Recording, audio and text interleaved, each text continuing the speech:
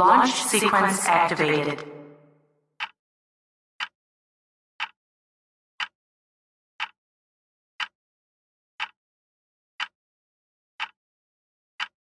Prepare for light speed.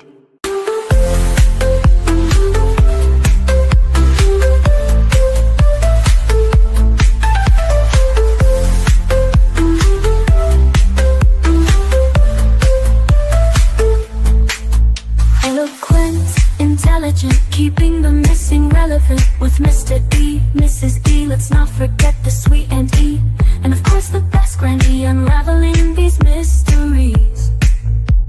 Stay a while and share your thoughts. Help us break down this mystery. Grab a seat, we guarantee you're in wonderful company. Unraveling these mysteries with Mr. and Mrs. E.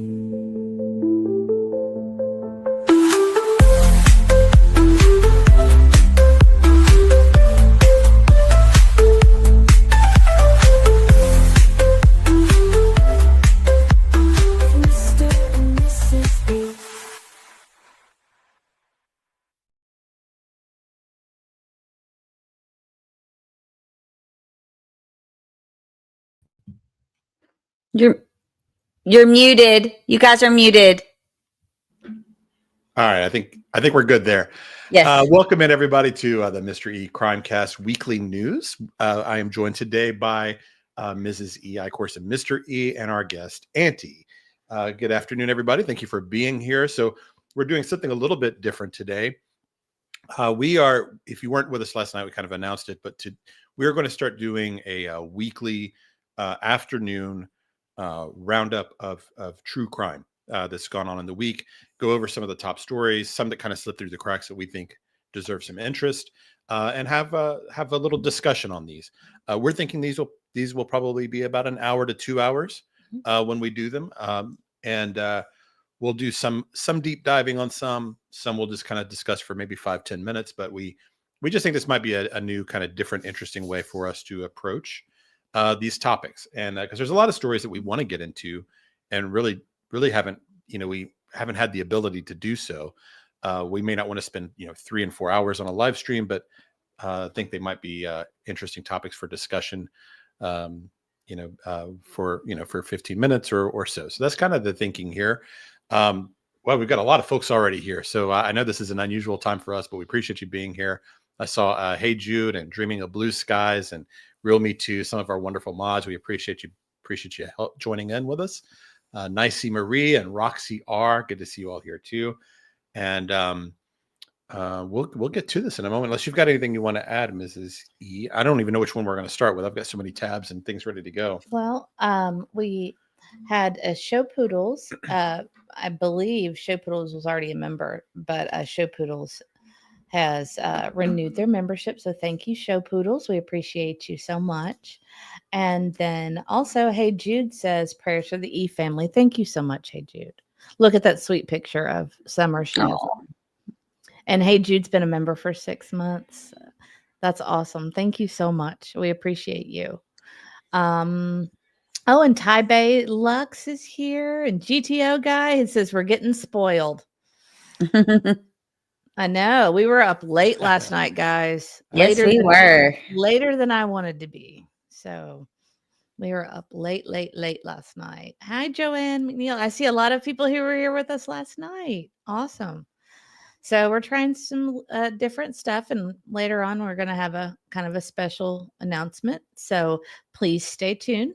We will. Yeah. So we do have an announcement we'll be making later today. So we're going to get into a lot of different cases, some situations ongoing. And then towards the last probably half, we're going to do kind of a deep dive into this new Tyler Perry case that's been filed, the $260 million suit. We're going to do a document read on that, go into the whole, it's crazy, the whole series of accusations there. It's wild. Of course, everyone's innocent until proven guilty, or and all of that. So at this point, it's all allegations, but we're going to get into all of that shortly. And Sharon Marlowe says this is a great format to get the news out on forgotten cases. Yes, because some things don't really have to have a deep dive, but we want to know about them. So I think this is kind of a fun way for us to do that. We were going to try to do it daily, but our life, we just can't. So we're going to try to do it weekly. Yeah. See how that goes. I think for now we'll try the weekly and Mhm. see how that works. And, you know, in the future, we might be able to do where we highlight some of these. We get a lot of folks that send us suggestions on missing children Right. or cold cases that they would like us to Mhm. cover. But it's really, some of them are really difficult to, commit multiple hours to, because sometimes there's not a whole lot of information. Right. But like this, we could do, a 5 or 10 minute, segment on a cold case or missing child or any story that's of a particular interest to our people here. So that's another benefit of doing like this, I think. So anyway, I'm excited to always try something new. So we'll and a little nervous to do new things. So let's get to it here. And in a way, this will be a continuation of last night. So we're going to start with the Jack and Lily Sullivan missing person case. It's been going on in Canada. We did a lengthy stream on that last night because we ended up with so much to go over. Let me find my share screen here. Yeah, we could have kept going for a couple more hours last night, I think, with that. Oh my gosh, yes. And so is that pulled up? Mhm. Yeah. So if you missed that last night, a lot of what we did was we went through Daniel's interview that he did recently, and then spent a good deal of time going through a man named who goes by Durwood, who's been kind of making the rounds on various YouTube channels, and kind of listening to his story. And I listened to another one he did last night with Criming Shame, Mhm. and it was interesting too. And I'm still a little undecided on how I feel about it. I think our audience is sort of split. Did you feel differently after listening to Criming Shame last night? I didn't listen to it yet. Oh, you haven't heard that yet? No, Okay. you did. I started, but I haven't finished. Yeah, it's another pretty lengthy interview. My feeling at this part 2 later All right. tonight. We'll do that. No, I know. I've got too much to do. I know. But I think at this point, my feeling is that he means well, even if his information may not all be accurate. That's kind of where that's kind of where I'm at this point. But I'm keeping an open mind and being, healthy skepticism all the way around. Right.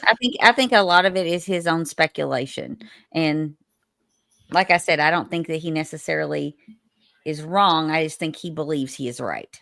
Mm-hmm. But if you are unfamiliar, of course, this is Jack and Lily Sullivan pictured here in this article. They've now been missing for just over 6 months. Not months. I mean, 6 weeks. 6 weeks. Yeah, definitely not months. Please No, don't not say no. So the and it's been I didn't realize it was Seth's birthday today.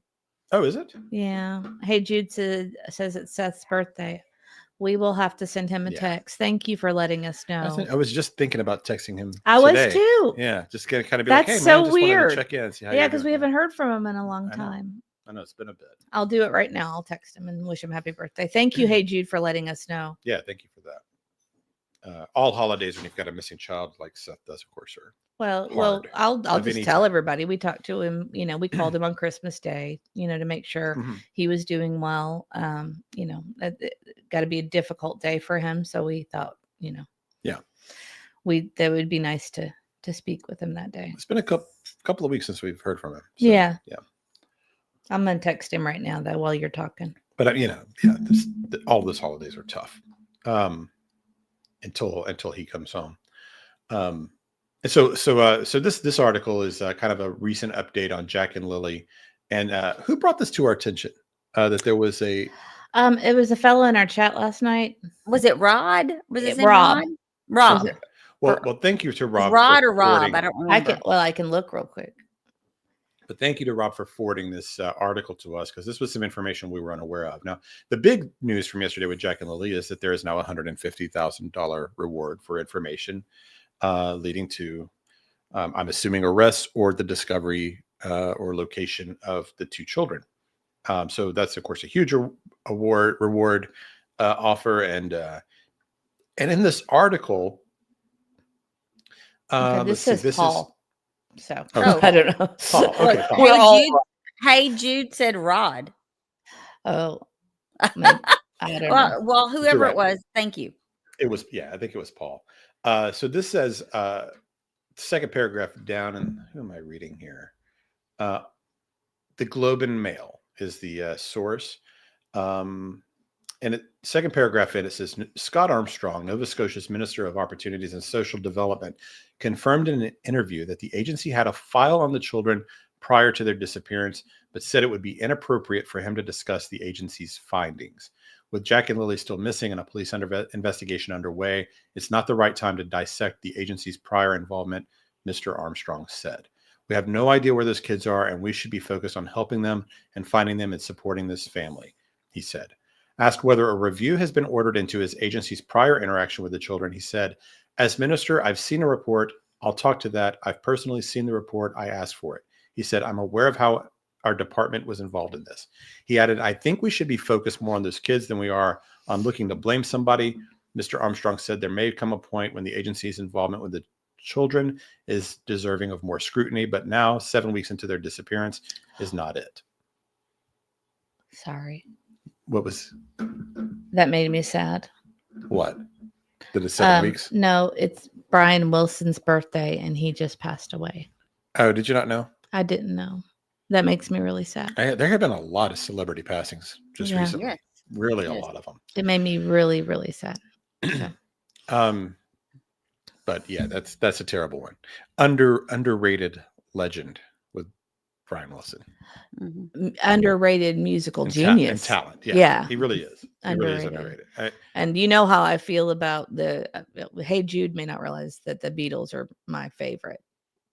But the Beach Boys are on my list of favorites. And Good Vibrations, just that song in general is if you really listen to it, it's kind of amazing. And if you know the story behind it, it's kind of amazing, that they were able to, I don't know, the type of sound that they were trying to do for that time was outstanding. So anyway, I'll get off my Beatles, but my Beach Boys soapbox. But yeah, that makes me sad. Yeah, that is terrible. So with this information, of course, we just heard this last night because we hadn't read it prior, and so thank you again for sending this to us. But it just gives you a little more backdrop of possible motives and things that had happened in Jack and Lily's disappearance.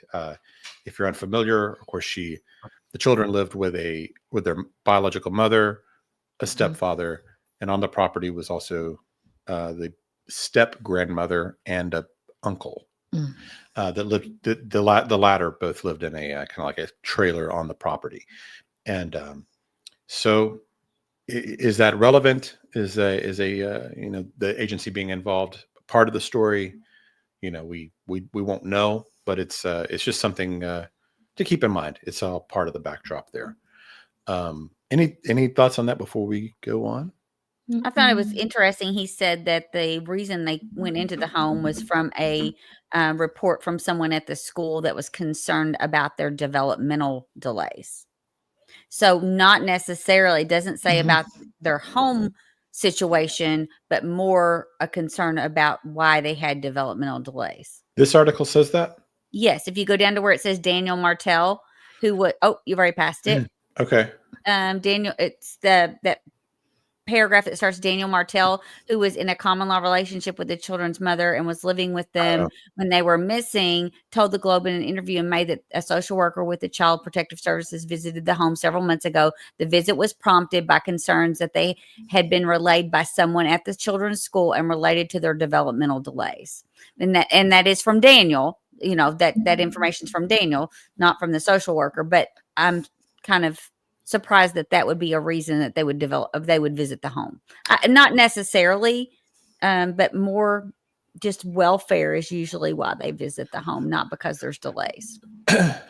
Well, and then actually to back you up there, 3 paragraphs later, this says child welfare authorities investigate when a report of suspected abuse or neglect is received by the agency. In Nova Scotia, every person has a legal obligation to report concerns of suspected abuse or neglect of a child. The law stipulates that teachers and other child care workers have an added duty to report. That doesn't say anything about developmental delays. Right. So that seems, and I'm a little, I'm really on the fence about what I think's happened to Jack and Lily. I have a lot of possible ideas in my mind at this point. Mhm. I'm not sure what role Daniel has, but he's certainly being dishonest at a variety of times over the last 2 months. I just don't know why.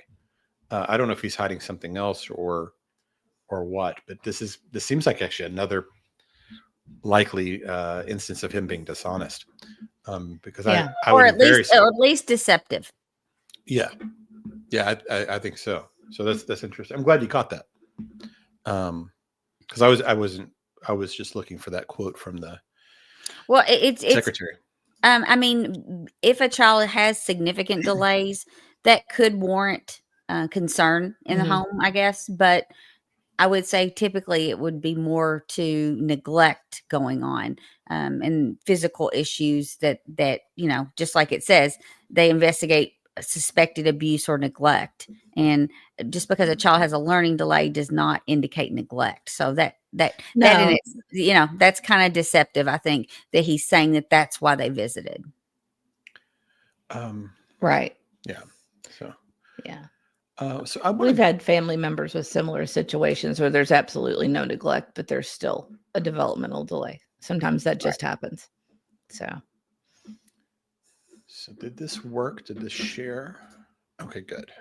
sorry, it's that time of year again where for some reason we've got a gnat in the room and it's driving Oh, me no. crazy. Oh, I know. I don't understand how it happens. Last year it was the watermelon, and this I don't know how this one I snuck thought in. it was an onion. No, We found last year it was. Remember, we didn't have a gnat or anything like that in the whole summer, and then I got a watermelon Oh, from yeah. Sam's, and we had gnats galore. Yeah. So So I don't know if you all heard this story. This just happened today, but of course, we recently have had some political violence. yes, Up in Minnesota. Well, that's now made its way to Tennessee. So the article here, this comes from CBS Austin, rising political violence, Memphis mayor and Ohio lawmaker targeted in alarming incidents. So what happened is a Memphis mayor. sorry. Hey, Jude made me laugh. I remember last year's Gnat Gate. Mm-hmm. Yeah, I could So- not get rid of those things. The Memphis mayor, pictured here with his family, Paul Young, at his home, had a man jump over the wall into his subdivision, and he comes and knocks on the door. And according to this, he had, in quotes, with gloves on, a full pocket, and a nervous demeanor. And then, according to police, a taser, gloves, rope, and duct tape were found in the vehicle of 25-year-old Trenton Abston as he was arrested on Wednesday. And Abston's now being charged with stalking, attempted kidnapping, and aggravated criminal trespass. Political violence and intimidation, whether threatened or enacted, simply cannot become our norm, Young wrote on Facebook. What starts as reckless words online can all too quickly become something much more dangerous, he added. The angry rhetoric, the hateful speech, and the heated threats create a culture where violence feels like a next step instead of a red line. We cannot allow that line to be crossed. It seems like these stories are becoming more and more frequent. I'm telling you, the world is strange right now. I'm sorry, it just is. There's just so much hate, and violence, or maybe it's because we're covering true crime and I just wasn't aware of it.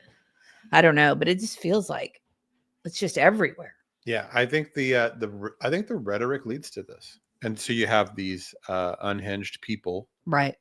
whether they're right or left politically, decide they're going to take things into their own hands. Right. The words are dangerous, and of course, he's responsible. Did you see? I actually heard about this and had not looked into it. Did you see this? I had not seen that. Ooh, I think I might have seen that somewhere, actually. All I need is Jesus Coffee and True Crime says a 6-year-old in Kentucky is fighting for her life after being attacked by a hammer by her mom. Oh, my stars. Well, there was one just today, was for yesterday, 18-month-old left in the car while the dad was getting his hair cut and going to a bar, and he died. Yeah, oh my gosh. Yeah, 18 months old. That was in the last 24 hours. In Kentucky as well?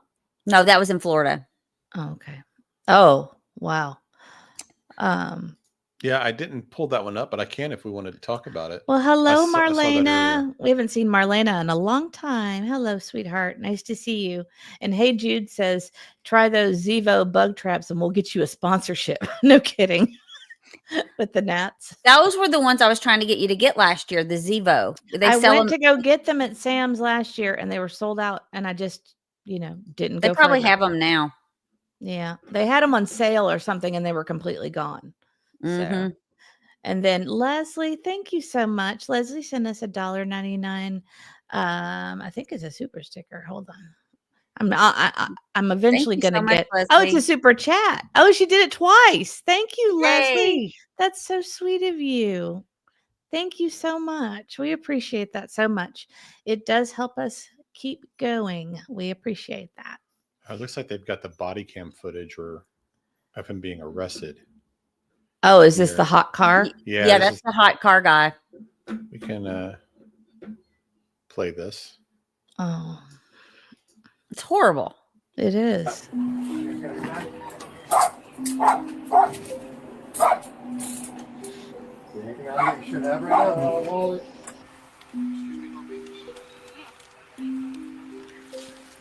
Watch your step.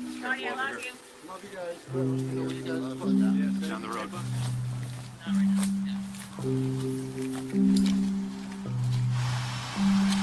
The police in Florida don't play around either. This is so common. I'm surprised how often this happens. It's hard to hear you over the music of the video. I was just saying this is so common. The children being left in cars. I'm surprised that people still make that mistake. Well, this says he was obviously deceptive because he said it says additionally he gave multiple false accounts of what occurred that day when he was being investigated by the police. And But this was his child? it was his child, 18 Ugh. months old. But he knew he had to get a haircut. And so he went and got his haircut, and then he went to the bar. Then after the child had passed away, he went back to the bar. He left the Oh my child in the God. car? I think he reported the child, and it may say it in the article, but that's what I understand is he went back to the bar after. Yeah, Oh you're right. That's my what it says. gosh. Yeah. More than He went 3 inside hours. the Hanky Panky's lounge. Well, that doesn't sound like a regular bar. No. Right. No, it doesn't. Does it? No. It's just 111 degrees. ridiculous. And there's so many. What makes me, I mean, the child neglect makes me sad, obviously, but what makes me super sad is there's so many people out in this world that would love to have a child. And that would never neglect or Right. ignore or discard. That's just unbelievable. Yeah, But that was a big one. it's so common. This type of thing happens all the time because Mrs. E and I watch with the kids. We watch those hidden files on Mhm. YouTube all the time. People getting arrested. It happens all the time where It people does. are coming out of malls and they arrest the mom or the dad because somebody's reported seeing a kid left in the back of a car. And sometimes the kids are There for often a long okay, but a time. lot of times they're really hot and overheated and Right. maybe just a minutes or an hour away from passing away. And these stories happen all the time. How do people not like does he not know? Do people not know? Oh, I So they think can be I think Oh, people know. So he knows he's no, leaving a I think child? sometimes you will have people that are hurried, they're trying, they forget that they didn't drop them off or something. I think sometimes you'll have somebody that's just absolutely crazy day and that happens, but I think that's 1 out of 100 that they actually forget. Accident, I can understand.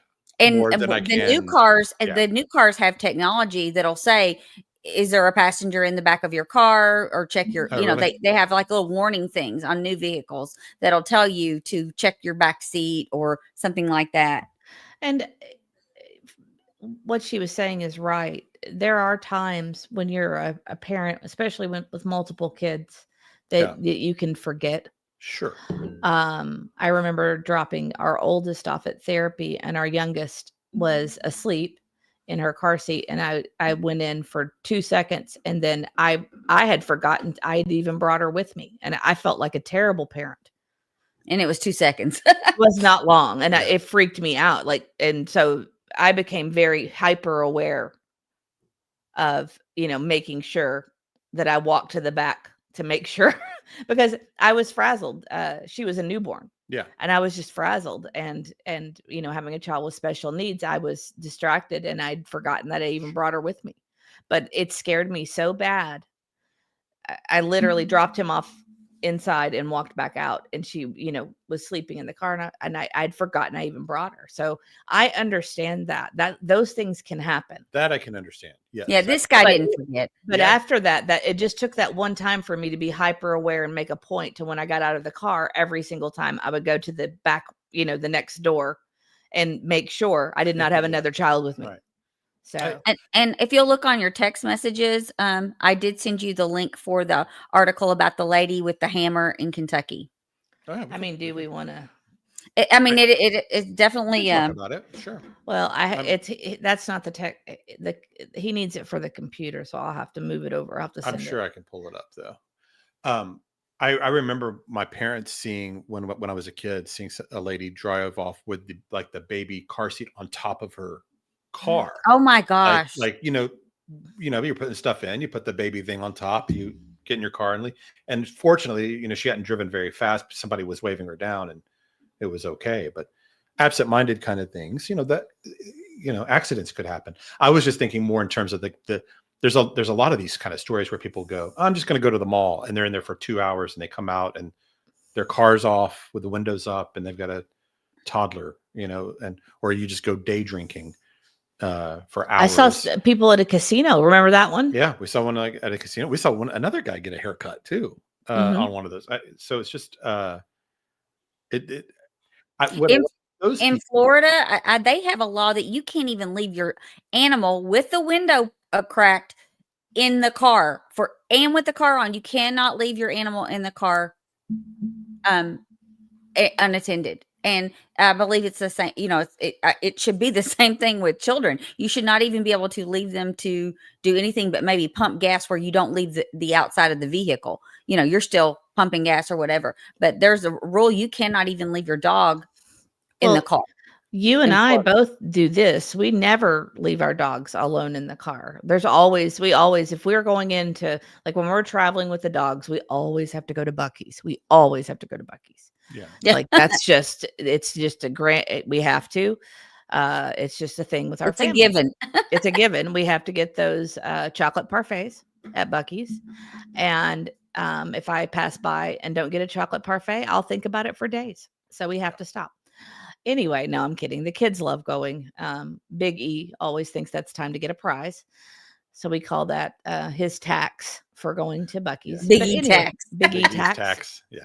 But what we do, and of course we'd like to go in as a family, but we can't because we usually are traveling with our dogs when we're, traveling cross country. So one of us always stays with the dogs and we take turns. One takes the kids in and one takes the dogs to go potty and gets gas and does whatever. But I mean, we won't even leave our dogs in the car. And then when we traveled out west, we did do something. We went to somewhere where we couldn't take the dogs. And so we set up our camper and had our camper fans and everything running and put the dogs in the camper so that they wouldn't, be alone. So anyway, it's just one of those things. We don't leave our pets. Right. either. Right. Well, Perfectly Imperfect Mom says, but at what age would you say it's okay to leave your child in the car? That's a huge question. debate in our home. Who said that? Perfectly Imperfect. I'm kind of strict on that. I literally don't think I would leave mine if they were under the age of like 13 or 14. And see, I still even have issue with unless you've got one that's older that's with the other ones, like a 17-year-old that's sitting with, an 11 and 10-year-old or something. And you're just running into like pay at the gas station. But I don't typically wouldn't let mine stay in the car, period. What's the age that you would cut off? Where would you feel comfortable? she just said, 15, 16 at the youngest. Yeah, that's where I'd be. About 16. If they can drive a car, then they can sit in the car by themselves. I'm still apprehensive now. I know. So I know.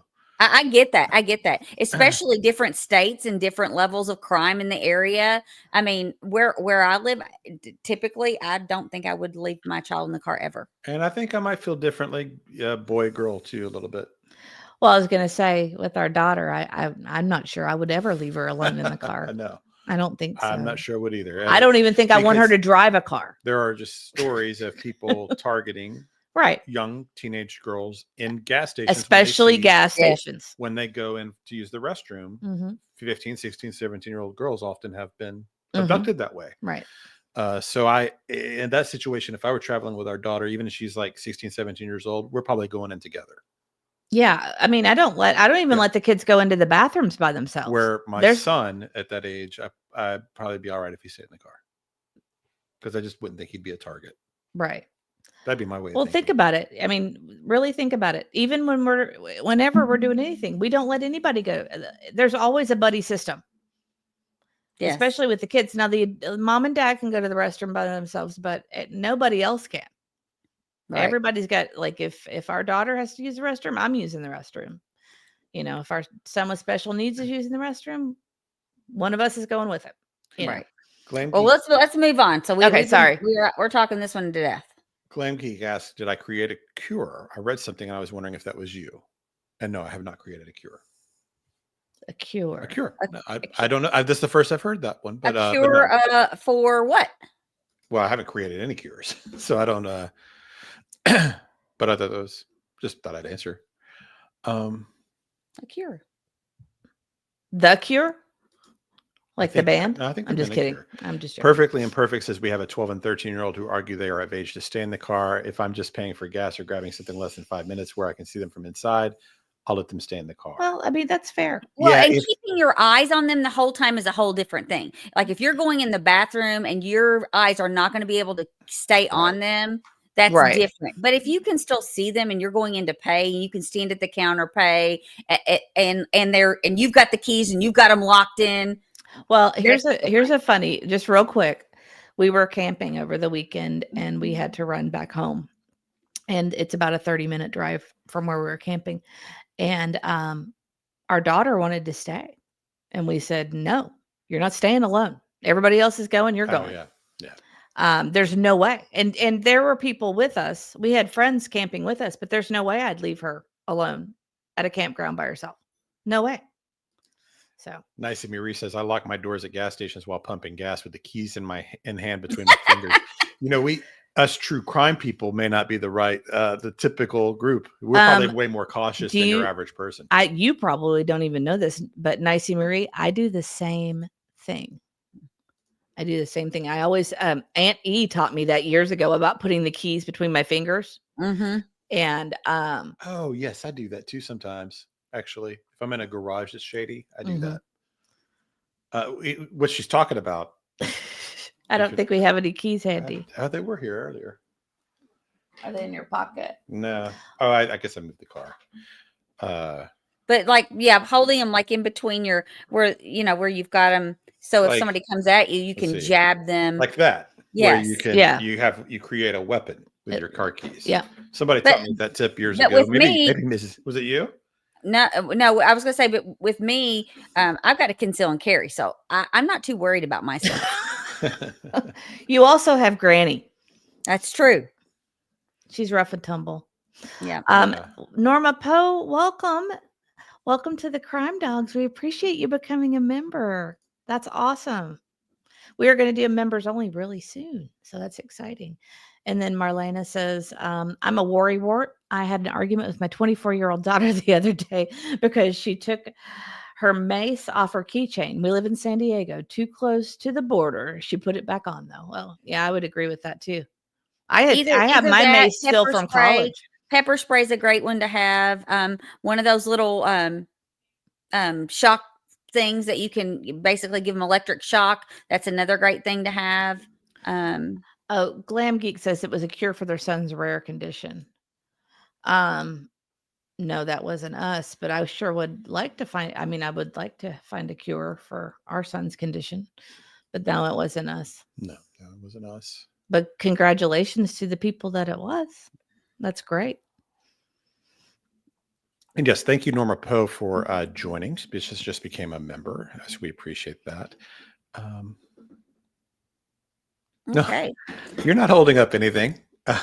She goes, okay, I'll stop holding up the live.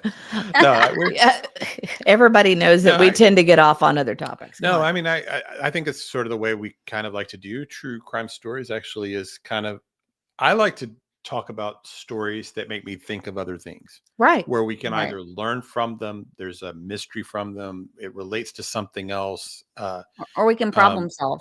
Yeah. So, so what the thing with this dad too is, this is what I was getting at. Do people like this when they do this? Are they thinking, he'll be all right? Like, are they just that low IQ and uninformed and unaware of the danger? I don't know how any adult human could be that unaware. So then, I mean, it's Florida in the summer. I know, but so what happens? But it happens all the time. So what is this? What is the thinking? Is it, I'll risk it, I really want the drink, or the haircut? Yeah, maybe he'll be. Is there any calculation? I know what makes criminals is often that they're just dumb. Mm-hmm. And because that's part of why you're a criminal in the first place, because you have poor judgment and you're just not very bright. But I just wonder what in the world is going through people's heads when they make decisions. Like I think that fella was thinking about himself and not about his child. And maybe he'd been drinking all day and was just out of his mind. Could be drinking, an addict of some sort. We just don't know. It could be like that. Sad. So sad. But it's hey, awful. War Eagle, welcome in. Saw your post, War Eagle, today with the taser. Are we gonna have to show it? Might have to. I think I'll pull that up. He was laughing out loud, War Eagle, and he doesn't usually do that. So I knew somebody had to be getting hurt in some way, like falling down a hill or something. We were saying earlier that we watch all these arrest videos and things like that. The late people getting tased is my daughter's favorite. Well, I was going to say it's becoming a common phrase in our house. Stop resisting. Stop resisting. Tell me why I'm going to get tased, sir. No, I'm not. No. No. Oh. Bad words. Well, she is getting tased. Not to do anything, so. Don't touch One me. for the road. Okay. And tell me why I'm going to get tased, sir. No, I'm not. You're under arrest. That's why. No. Okay. That's called challenging authority and losing. All right. Okay, turn it off. You're playing it again. I'm not trying to. You can't hear it. I'm going to mute you. All right, I'm pausing. I can't hear it. All right. Sorry. I think though that the Kentucky case would be one to discuss, because the actual mother had to be stopped by another one of the children. Oh, wow. So that link I sent you has the news article, and I texted it to you on your computer text. I know that's hilarious. That? The hammer. Yes. Is that what we mean? Yes. Yeah. Okay. The woman sounds like she's crazy. Well, yeah, Nicey Marie, I agree. Alcoholism is part of the, that man's problem. Alcoholism is part of Florida, plays a lot. So,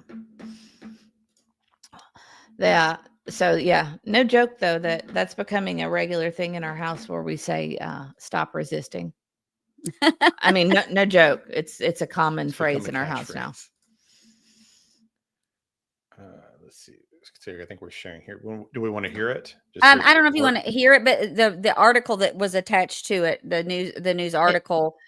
Oh, I just typed in a segment. Well, how long is the segment? 48 seconds. Let's do it. Is facing charges tonight after police say she hit her 6-year-old daughter in the head multiple times with a hammer.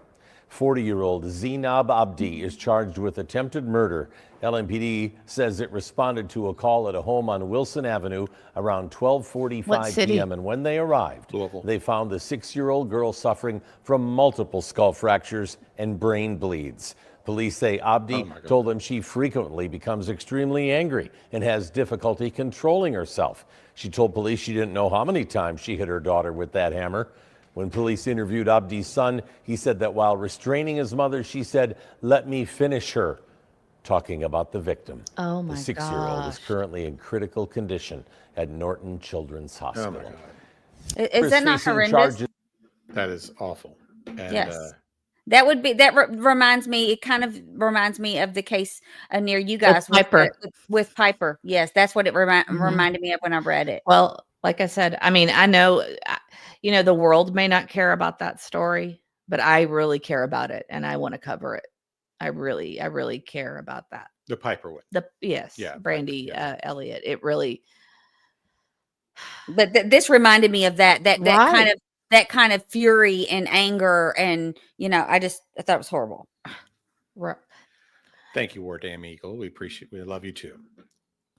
member for 8 months. One of my favorite follows on X for lots of reasons. But yeah, Thank you for your membership too. And I know you've been a member longer because you had to change your name because of the other channel. So that's right. And then Show Poodles. Oh, right. Because it had to change the name here. So, yeah. Right. War Eagle's been with us a long time, so it's always been wonderful to us. Ty Bay's daughter was born at Norton's. Is Norton where mom had her stuff? Who is at Norton? My kiddos. Oh, were okay. born Maybe in that's Norton. what it was. Okay, yeah. Both my kiddos were born there. Lives destroyed with that hammer situation. It was so terrible about that. Is that girl is not likely to ever be the same. Oh no, No, I think she passed away. No, she hasn't passed away. She's in critical condition. Oh, okay. She has brain bleed and everything else. I mean, she was, and the 13-year-old son had to restrain the mother until they could get the police there. Yeah. Show Poodle says they walk among us. Yeah, no kidding. It's crazy. I think that's the scariest part. Yeah, you don't know. You don't know what goes on behind what they're capable of. You think Did you ask if there's an iPhone link? I don't know what she's talking about. Oh, we do have an iPhone link. Hold on one second. I usually put it on there, but I didn't know if it was preventing other people from being able to join. Let me get it real quick. Yeah, Ty Bay Lux says, and the mom saying, "Let me finish her." That's just that reminds me of the Piper case. It does, yeah. Brandy Elliott, yeah. Just sad. It's so hard to understand. Just so hard to understand. You nurture and care for these kids for years, and then one day it's just time to use a hammer. Well, I was going to say, I mean, I've been angry at my kids before, but that's not a go-to. I would not grab. And when your other little precious child tries to intervene and talk some sense, you're trying to shove them off and saying, "No, let me." I know. I mean, just. I thought that was a horrendous one. I like to follow that case just to kind of see where it goes. Yeah, I think we should. Oh, Cece, thank you for becoming a new member. We appreciate you. That's awesome. You're going to make us have to play our Crime Dog song, all these new members. That helps us out so much. We really appreciate it. And Tabe Lux said, I can't imagine being that angry. I can't imagine being that angry at a child. I can understand being mad at another adult, but not to hit him with a hammer, but just being angry. But with a child, I mean, you have to have understanding, no matter what kind of child they are. I was telling a friend of this on the phone the other day. I said, our son with autism's taught us a lot of things, but I think the most important thing he's taught both of us is patience. And people always say to us, they're like, "You guys are patient." What did they say? Patient as a saint or something like that. And the patience of Job. Right. And we don't have a choice. We have to be patient. But I mean, of course we're conditioned over time, but our son is not the easiest. And there's times like, for example, we wanted to go live and we just can't because he's not in a place where we can do it. He's needing a lot of attention or time or de-escalation. He's stuck on a loop. I don't want to say any of the trigger words, in case, because he's happy right now. I can hear him playing. But he gets on loops about Halloween. and My- Definitely about holidays. Minecraft. He gets in these loops and they make him angry. It's things he worries about Mhm. with those. Right. And And there's no, it's very hard to get him out of that loop. his understanding is one of probably like a 3-year-old, 4-year-old, maybe. Well, I think sometimes it's more because his vocabulary is really increased and he's very bright and he can read and do math. A 3-year-old and 4-year-old can't read and do math typically. well, we worked hard. Those social skills sometimes revert back to that at times, but I think he can be a lot older than his mental age sometimes. Well, he is slowly maturing. I mean, it's like at the pace of like a slug or a snail or but he is slowly maturing and liking more mature things. For It's just example, very I can slow. definitely tell. yesterday, and we still can't figure out how to fix this. He had a DVD player. Oh, talk about this. He can't hear me. Okay. You guys That can was hear me. so I'm going to upsetting. talk solo. Okay. Go to your NPR So, voice. do you want to do it quickly? Because I'll draw it out. There's a Blue's Clues DVD. Get closer. There's a Blue's Clues DVD that he was playing in his little portable DVD player he likes to watch on. Mhm. And it was skipping the opening thing with the little Nickelodeon frogs or something. It skipped like 5 seconds of it. Tore him to pieces. Just tore him to pieces. He wanted the frogs. And we could not figure out, it would work on one DVD player, but not his portable. We don't know why. Maybe there's a scratch. Maybe it's just, we didn't know why. So he's like wanting to buy a new DVD player. No, I mean, it was player. hours of meltdown for gosh. this. So, And the loop would never stop. No matter what we did, the loop wouldn't stop. because, for him, he wants to see it exactly as he's always watched that particular DVD from start to finish. Mhm. And he can't watch the very beginning of it on this DVD player. So Mm. just tore him up. It's just things like that. But it teaches you patience and you have to kind of talk him through it and work your way. And figure out solutions. Find a way really quickly. He wants you to just fix it. And he doesn't understand why you can't just fix it. Right. So Anyway, sorry. We'll get back on topic. yeah. I apologize. Speaking of NPR. but just talking about, but somebody mentioned earlier, someone said, I think it was I Am Two Bear said, I'm not naturally I'm paraphrasing, but they said something like, I am not naturally a patient person. My children taught me patience. And that's what's happened to most parents is you learn patience, especially through those toddler years. We all make mistakes. We all make mistakes as parents. You find those ways to cope when, and deal. At least most of us do, but this woman, of course, did not. I wanted to say hello to Opal Sisk. I saw her come in. I saw a Woman's Warrior says to try polish, furniture polish. We'll try it. We'll try anything. It was crazy.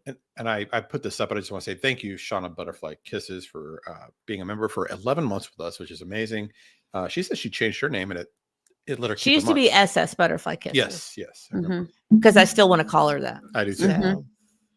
Because it makes me think of a ship. Yes. GTO guys got to go. Kids are visiting on Sunday. Got to start getting the house ready.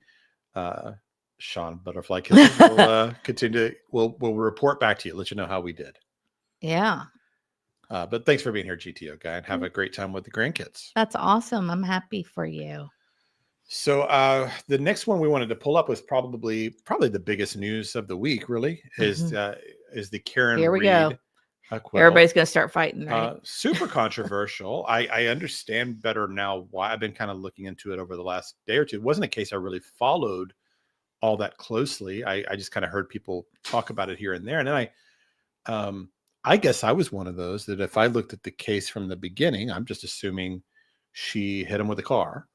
Probably just my instinct on just a little bit I knew about it. I thought, okay, it was an accident. She hit him with the car, had too much to drink and drove off, and she'll probably get a manslaughter charge. That would have been just my kind of not very well 2-minute assessment. informed. Yeah.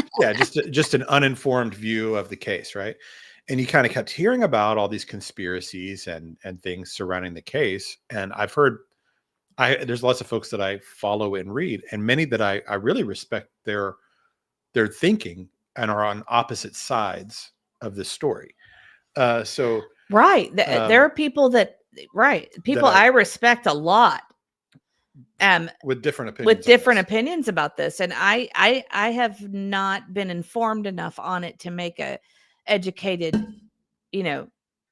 choice on either side. So I just kind of let the people who know about the case, argue it out. I'm not getting involved.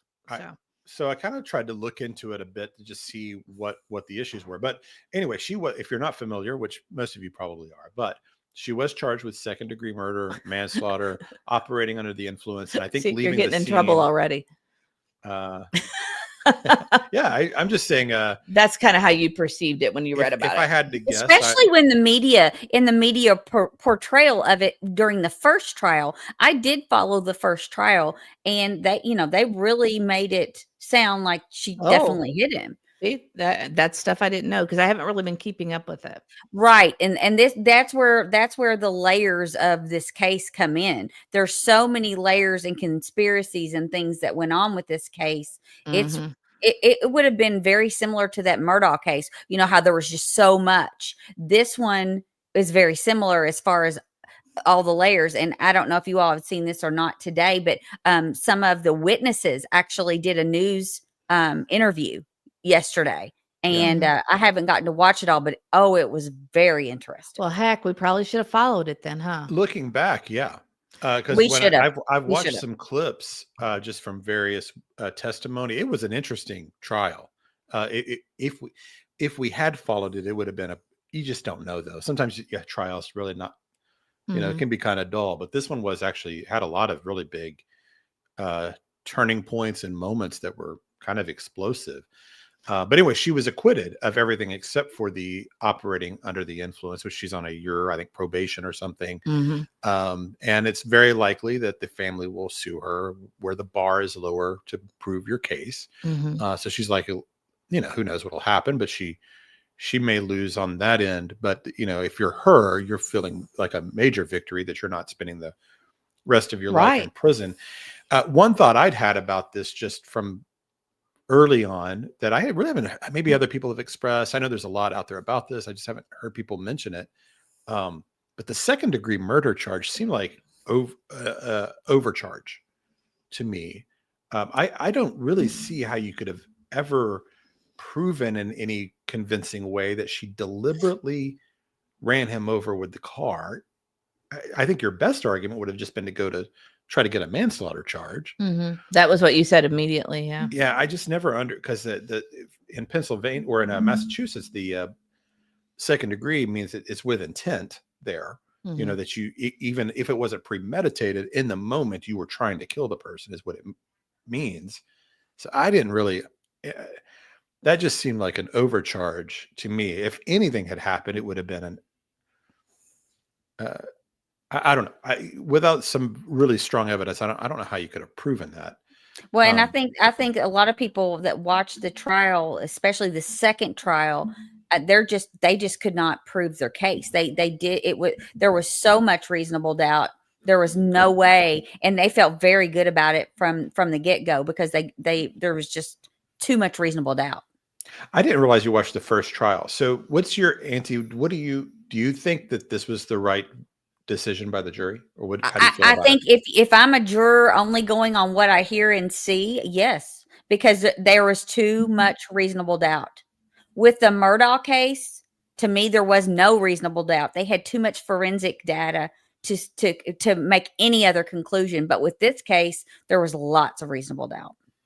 I heard one witness afterward. He said that one of the convincing parts, one of the factors for him, was when they looked at the video and the car drives away, you can see that the taillight's still red. And I guess at some point the taillight was completely busted out, like all the glass missing. And that put some doubt in his mind as to whether this was a setup, is what he was getting at. Right. And they're saying that the police buddies and everybody, conspired to frame her for what happened because he was found outside one of their homes. That was one of the witnesses I saw that was talking in the interview was one of the cops where they were outside his home and the police were there when he woke up that morning. But listening to him, I didn't think he was very convincing as to the story that he told, even to the press. So I don't know if she is responsible for his death. I really don't know. I mean, I just don't know. Maybe she hit him, maybe she didn't. I don't know. But I would not have been able to convict her. I would have had enough doubt to say, I can't. I need more. This is too weak for me, especially when you've got they had experts coming in with conflicting. One said it looked like it was consistent with a car. One said it looked more like a dog attack.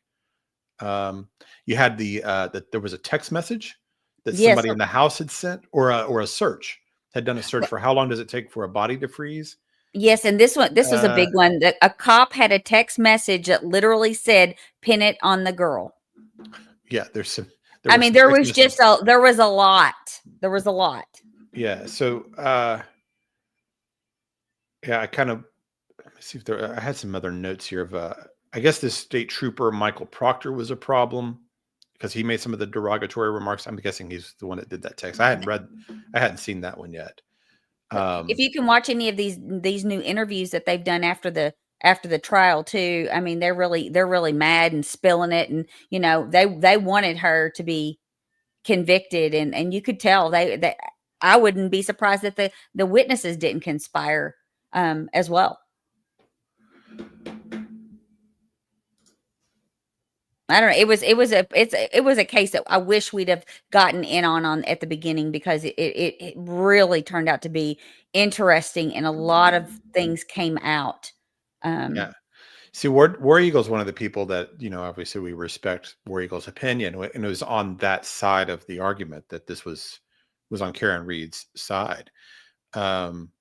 Yeah, even the state medical examiner said it was consistent with dog bites. But see, if you're going the other side, Karen made a lot of really incriminating statements herself, saying things about something along the lines of, yeah, I think I hit him, and things like that. So it's not I can understand why people are on other side of it. And it is sort of hard. The alternative theory that he died inside the house and that they took him out, put him in the snow or whatever, it sounds kind of wild and implausible. And then you sprinkle glass or whatever in the snow, or try to set her up.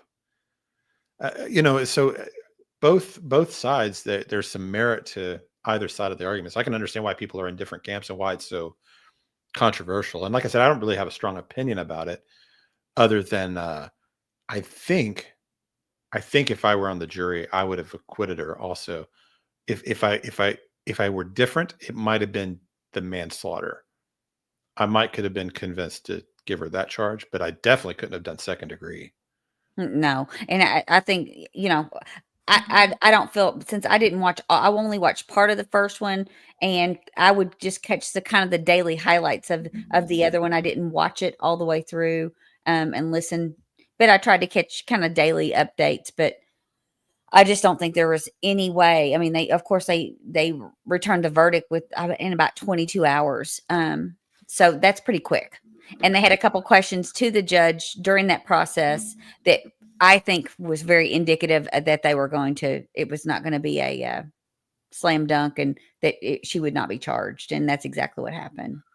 Yeah. I mean, and then Cece says, well, why would the others have killed him? I don't know. I mean, I have no idea. It could have been negligence on their part. They could have been drinking, and, I think they could have been messing around and he accidentally was killed or whatever. And they wanted to make it look like she did it. I mean, there's a lot of speculation, but they really don't have a motive. And War Eagle could tell us more if she felt like that they tried to develop any motive for the policeman to conspire to do this. But I don't know that they actually killed him. I don't think that they did that. What was determined as the actual cause of death? I think he was froze. It was the freezing. So he was lying out there in a state where he couldn't move or was unconscious or something, and then froze to death after either being hit or attacked or whatever happened to him. And guys, please, Terrible. if you've watched it and want to correct us, please do, because Yeah. this was not a case that we followed, but I believe it was exposure. He froze. And Dreaming of Blue Sky says definitely an overcharge, no way to prove intent. So when they do something like that, do you They're think saying the blunt trauma to the head. blunt trauma to the head? And then someone said no brain injury. Okay, so it was not freezing to death; it was head injury. Okay, so if that, yeah. I mean, So there's either a fall, an attack, hit by a car, fall and hit your head. I mean, there'd be a lot of ways something like that, I suppose, could happen. So I wonder, when they do the overcharge, do you think that the thinking from the prosecutor was like, you know what, we're going to charge her with second-degree murder and let her plead down, accept the manslaughter charge, Mm-hmm. convict her that way? Yeah. And she was like, no, I'm fighting the whole thing. Was it like that? Do you think? They couldn't have really thought they were going to get a conviction on the second degree, could they? Right. I don't think they could. I think they were ridiculous for doing it that way. But War Damn Eagle said, no, it was the injury to the back of the head that killed him. Motive: one of the men in the house was romantically interested in her. It was just supposed to be a beatdown.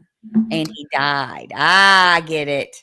Makes So sense. that makes other sense. People die that way, hitting their head after a fight. Yeah. You get knocked back and you hit your head on a wall or whatever. And I mean, people do that like with skiing injuries or any sports injuries where they hit their head, they get a bad headache, they go to bed, they have a slow brain bleed, and they die. I mean, that's what happened to Liam Neeson's wife. She had a ski injury, but thought she was fine, went back to where they were staying, and started with horrible headaches. They rushed her to the hospital, and she died. So things like that happen. Would I be right in thinking if we ever, I mean, and of course, what always gets lost in these is the tragedy of this young man.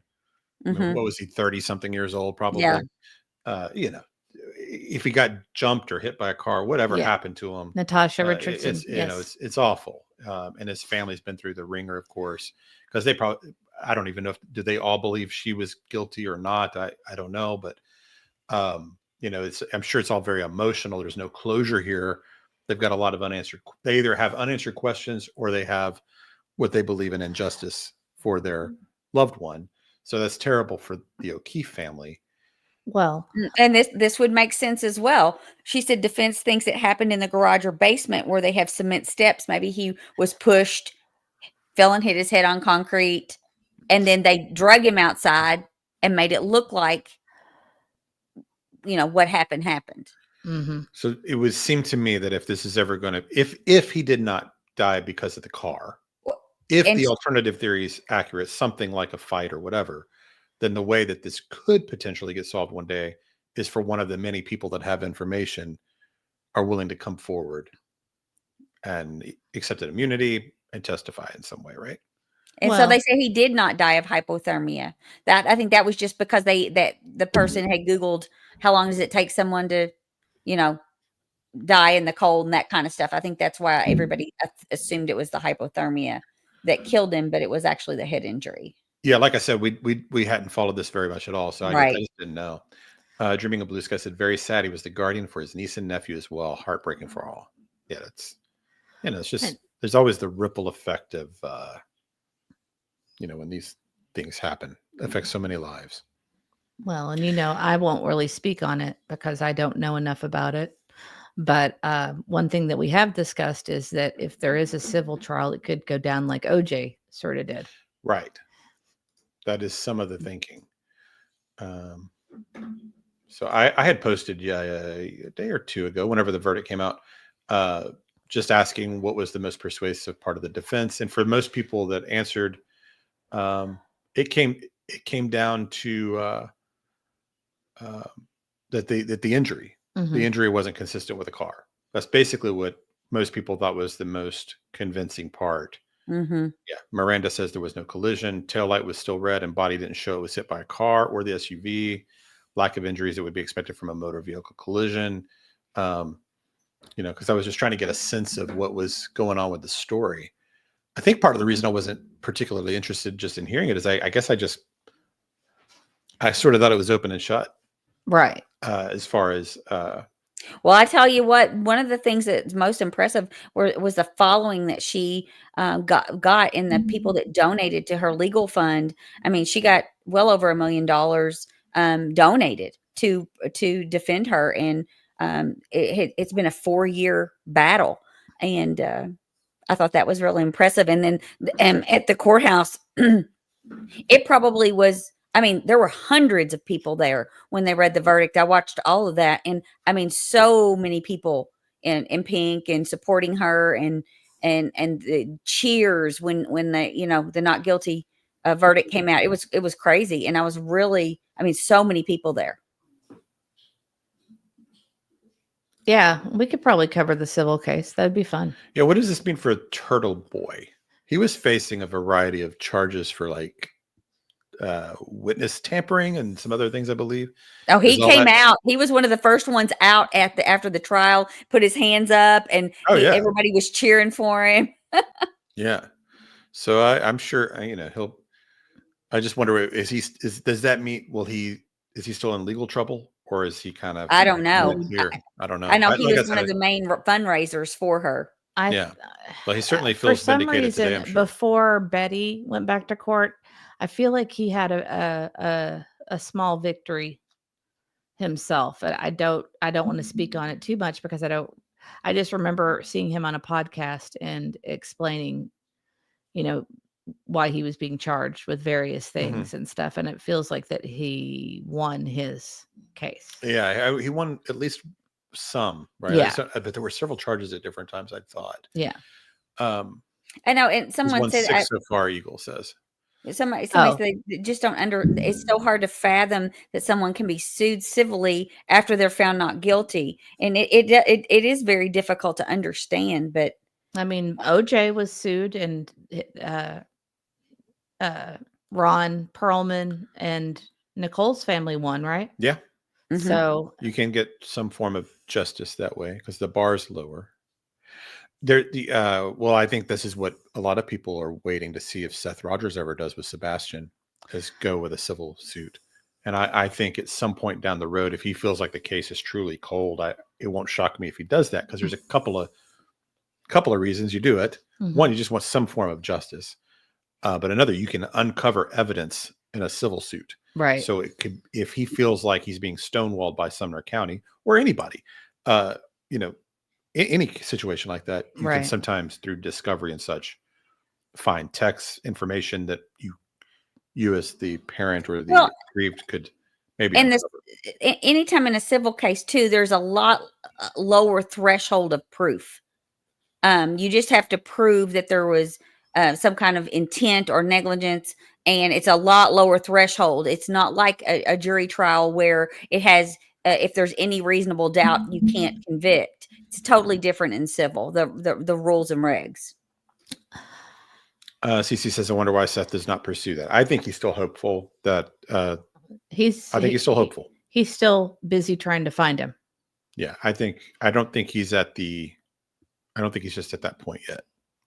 I just think if 3-4 years go down the line and nothing has happened, I think that might be an option for him. Mm-hmm. But let's hope it doesn't do that. Let's hope we find him before that. In Detroit Rock City, I don't really know the answer to your question because we did not get into the case too much. She just said she heard that about them being swingers, and she didn't want to participate. Is that a rumor? I don't know enough about the case to even comment on that. Sorry. That's a term I keep hearing everywhere lately. It's like it's the 70s all over again. I know. What's that? Swingers. Swinging. Oh, we were joking before this one. We were like, well, we're losing all monetization today because of all the topics. So we might as well just throw it all out there. Just say all the buzzwords that YouTube hates. And I think Tina said that, the SCSO handling of the Sebastian case is beyond disturbing. It's been frustrating. I don't know if I would say disturbing, but definitely frustrating. Lack of information, lack of seeing something being done. I think for sure we've all felt that frustration. It's our county, and I'm highly disappointed in the lack of communication and transparency. I really am. I mean, absolutely not a word for months and months and months. Over Not a even year. an update, not even a status update, or just letting the public know we're still working on this. I mean, nothing.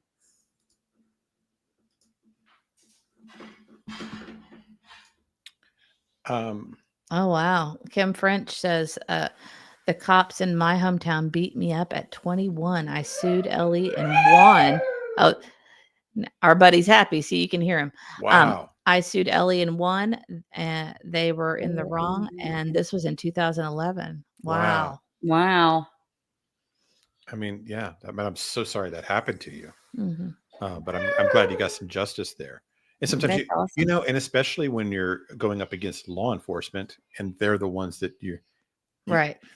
you can't often expect law enforcement to arrest themselves. Right. So civil suits are sometimes the way to go. I wonder if Karen Reed will be considering suing in some way, believing she was set up. I bet all of that. I wouldn't be shocked. If But I were her, I would definitely try that, Yeah, because got I $1 million think, in I her think she's defense got a fund. pretty good case. Yeah. I bet people would fund that too. There are probably people that would do that pro bono, because I think she's got a, now that she's been, Vindicated. Yes. vindicated. And hey, Jude says some people would be encouraged by the Crystal Rogers verdict. It took years and years, and yes, it is. I remember at the beginning of that, because I lived near there when all that happened, went down, and the years that followed, and nobody, and still nobody to this day. But they have been able to come to an arrest and conviction. Yeah, I started a Bardstown podcast that does a deep dive into that crime. I haven't gotten very he's far. been doing a lot of those lately. I listen to a lot of true crime I did podcasts. see War Eagle say something about Kohlberger. Have they set a date now? I know they had postponed it. No, I think he tried to postpone, and I think it's still going on. The last I heard, the judge said this new evidence came out. This new The DoorDash driver. the DoorDash driver, and they were trying to get that evidence to push it out further, and he said no, he would not push it out further. So what is the date? It should be soon then. Is it July 20th or something Oh like that? wow, that's fast. I got to start learning it. I'll have to look it up for sure. So the next one we want to talk about was suggested to us last night also. I know that this is one that We're transitioning, guys, pivoting. yeah. So this is these are the kind of stories that have bothered me for years, and all three of us, I know, because these happen frequently, where you have these huge rings, whether they're in schools, online, churches, wherever, these trafficking rings of with children that get Thank you, swept up. KDP. You hear about them once in a while. They're in Ohio or Florida or anywhere. This one happens to be North Texas, and this just happened June 12th. I had not heard a word about this until last night. Somebody shared it with us. But the headline here, the press release from the Justice Department, is FBI Dallas and the North Texas Internet Crimes Against Children Task Force announced the results of Operation Soteria Shield. So that's the that'll have all the details there. But I'm going to just play a quick. Sorry. What are you doing? Sorry. That scared me. That was a little too loud. Is that what it is? I couldn't hear it. Oh, you couldn't? You couldn't hear a man talking. No, not at all. Okay. And I'm not sure about cameras in the courtroom. I think the Kohlberg trial, they're trying to get them.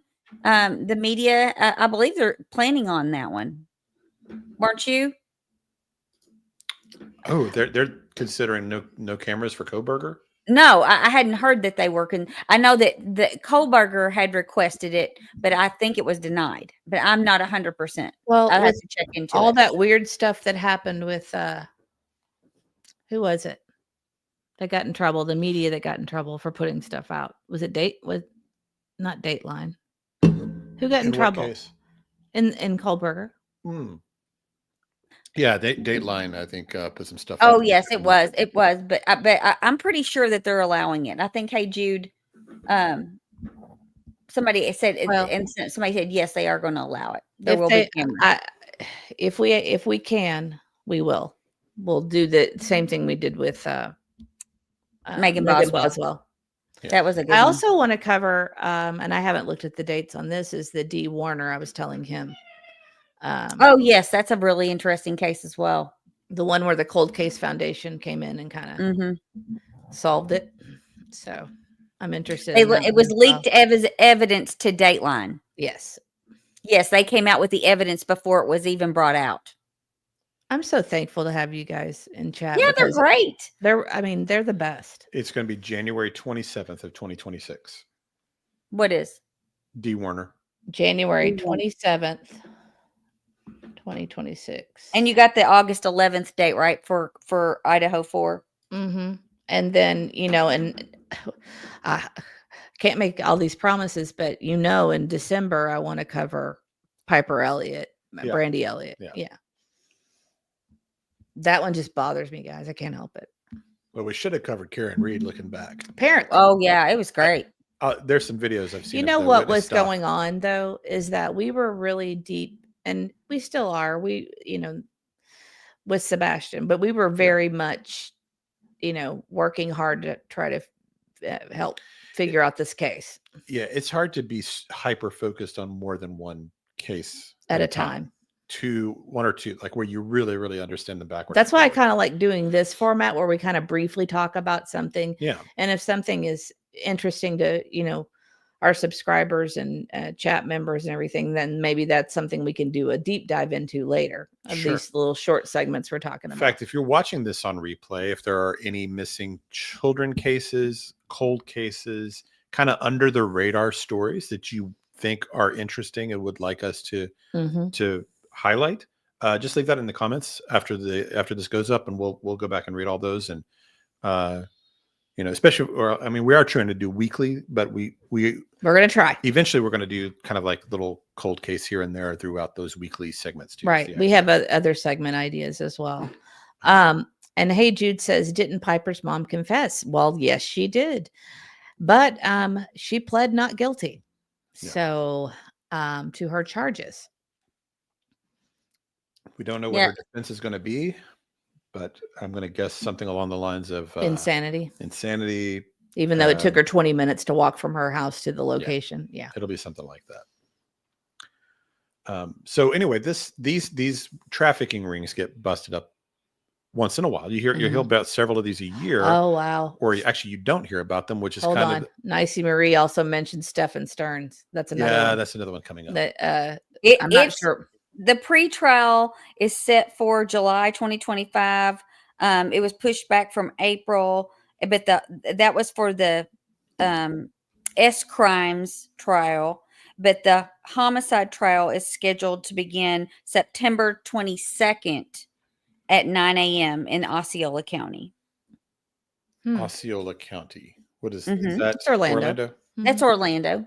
Well, it's part of Orlando is in Orange and part is in Osceola. That's what if only we had somebody in the area that could be a court reporter for us. I know. That would be That cool. would be interesting. That would be so cool. That would be so cool. Well, that's what I think great. with Piper or Brandy Elliott. I don't think that it'll get coverage.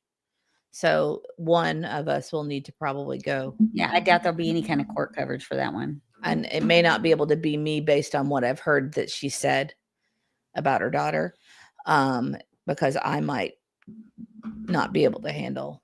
I really don't understand the two charges for Stephen Stearns, though, because they're doing the S trial for the, and it's for abuse against a child, but then they're doing the homicide trial. And I'm like, why wouldn't it be in conjunction? It's two different charges. I know, but Karen Reed was charged for two different things. Well, yeah. Megan Boswell was charged for what? What did we end? Was it 19 charges? Yeah, I mean, crazy. Oh, yeah. So, yeah, Right. I don't know. So I really don't know. I don't understand that one. But it was supposed to start sometime in July for that portion. That might be a Rumble one. I don't know if it's a lot. It would be a lot to cover on YouTube without, or Patreon. We can do it on Patreon too, if we want to do it that way. Yeah, we could do that too. I just know YouTube does not like most of these words that will be said in Yes. Yeah, they're going to make us pay them money after today. Right? Whatever. Oh, I think so. They'll be like, you're negative $20 or yes. something on your ad revenue. Yeah, the advertisers were advertisers horrified. Yeah. If you guys don't know, that's how YouTube does it. So basically, advertisers have words that they do not want their ads shown in YouTube channels that Like say half certain the words on the words. screen right now. Yeah, half the words on the screen right now. YouTube advertisers shy away from. And so they have those words listed, and AI goes through YouTube videos and listens for those words. So if that's why some people will say pew pew instead of the G word, or SA instead of, well, I don't want to say it, but anyway, because the AI won't pick up on those. Right. And yeah, unfortunately, we slip up way too much. So we get very little. I think one of our shows, after we had a bunch of those, I think we made 60 cents in ad revenue. Yeah. Yeah, they allow the F word in a lot of them. I know, ridiculous. Well, I actually shut off some of the ads for us that because somebody reached out to me and said there was a really inappropriate ad in front of your video, and that's surprising to me because you're so family friendly. It was really insulting, and so I went through and I said, "Oh, I don't want ads like that." Can we choose? Yeah, kind of, but yes, but I had to turn ads off for. I mean, it was like, trying to think of the right way, pleasure things. Yes. And people were like, I couldn't believe that. I watched this around my kids because you don't cuss, and Sure. Yeah. It's like when you're watching Blue's Clues with your kids and a commercial like that comes on, you're like, can we not have this happen? So these are the kind of stories here that I think get us all. If there's a true crime kind of story, these are the ones that make me upset and angry. Mm-hmm. I think that's probably the case for all of us. But these get massively underreported. Right. Whenever these rings get busted up and arrests are made, and you likely will not hear about this anywhere else again. You don't hear about it on mainstream media, that's for sure. Well, it gets reported but buried. Like they do. It's not the headline. It's not the headline. You have to go looking for it. All the outlets will have it, but it's like at the back of the paper, bottom of the list. Yeah. Yes, it's like that. So they'll say, "Oh, no, we covered it," when really over 200 people. Well, I'll just play this. So here's a little brief recap of the story that a friend of ours from the channel was gracious enough to share and tag me on X with today. If I can play it. Why won't it play? Oh, that's interesting. Nicey Maurice. This is insane. Can you hear Something it? happened in Texas this week that should have made national headlines, but it didn't because we were all so focused on the military parade and Iran and Israel. But not only were 244 child sex offenders arrested, but 109 children were rescued during an investigation known as Operation Soteria Shield. And this thing was a massive months-long collaborative effort between 70 local law enforcement agencies and the FBI. It details like how these predators were luring in children, because it wasn't just through social media, but even through online gaming as well. And they suggest that these 244 could just be the tip of the iceberg, because during the operation, investigators seized extensive volumes of digital evidence, which they say may lead to the arrests of even more perpetrators. And I can't believe I missed this. So everyone should know 109 children were rescued this week and 244 predators have been caught. That is news right there. That's big news. That's huge news. And I didn't know a thing. Did any of the three of us know a thing about it? No, I saw. I actually did, but I watched more conservative media that puts out things that are going on. If you watch ABC, NBC, CNN, you're not going to see anything like that. Well, I mean, a long time ago, the three of us started looking for news sources outside of mainstream media because of things like this. And so we kind of know our go-tos to find out. To hear these things. Yeah. Oh, there's a huge drug bust. Huge nationwide drug bust. I think you mean a rug bust. Yes, a rug bust. And there was a huge one. I'm And just kidding. I'm totally it was I think they said there was enough fentanyl to kill 600,000 I'm people. sorry. Enough hits to kill 600,000 people or something like that. And so, I mean, that's every day, and it should be top of the news, and you don't hear it. Right. Right. No, that's huge. You know what I was wondering? When did fentanyl start to become a thing? Like when, because I know growing up and stuff, I'd never heard of this drug. No. I think it was about 10 years to maybe 10 to 20 years ago. I mean, Yeah, that sounds right. I remember hearing about it. My kids would come home from dare and stuff as like fifth graders, and it was a word that they were taught, to be aware of, and what it can look like in different forms, can look like candy, that kind of thing. That was all stuff that they learned in fifth grade dare, and that would have been about 20 years ago. Well, I know somebody from our hometown's daughter, Aunt E. I'll tell you offline. He lost his daughter to that, and that was a while ago. That was probably close to 15 years ago. So that's the first time I'd ever really heard of it. I think I may know who you're talking about. Aw, dreaming of blue skies. You're gonna miss the big news. Oh, that's okay. You'll hear about it later. We might be. We haven't even gotten to the Tyler Perry thing yet. Mhm. So we might be here an hour, possible. I think somebody's getting addicted to being online. Are you going to be an every day, like 24 hours a day, 7 days a week kind of guy? Maybe so. Maybe I'll have so. to do that alone. I can't sit for that long. No, I can't either. That's why we had to get these chairs, because during Megan Boswell, we were sitting so long. I'd have to stand. I'd have to stand the whole time. We can get you a standing desk, like a deception detective. I have to become more of a By the way. Oh yeah, that's how he does it. Yeah. Yeah. By the way, he's not here right now. He's probably not going to hear this. Was that pretty thrilling to have old DD come into the chat last night? Deception detective made an appearance for the first time. Mm-hmm. Came in and was, that was fun. We had a good time. That was great for him to visit. I'm anxious to see if he covers some of the information from that we were discussing, because I would like to hear his analysis. Yeah, well, I think he's going to do the Durwood thing. Yeah, and you said that Durwood went back on Criming Shame last night again after. Yeah. Yes. I was started listening to that, but I have not finished.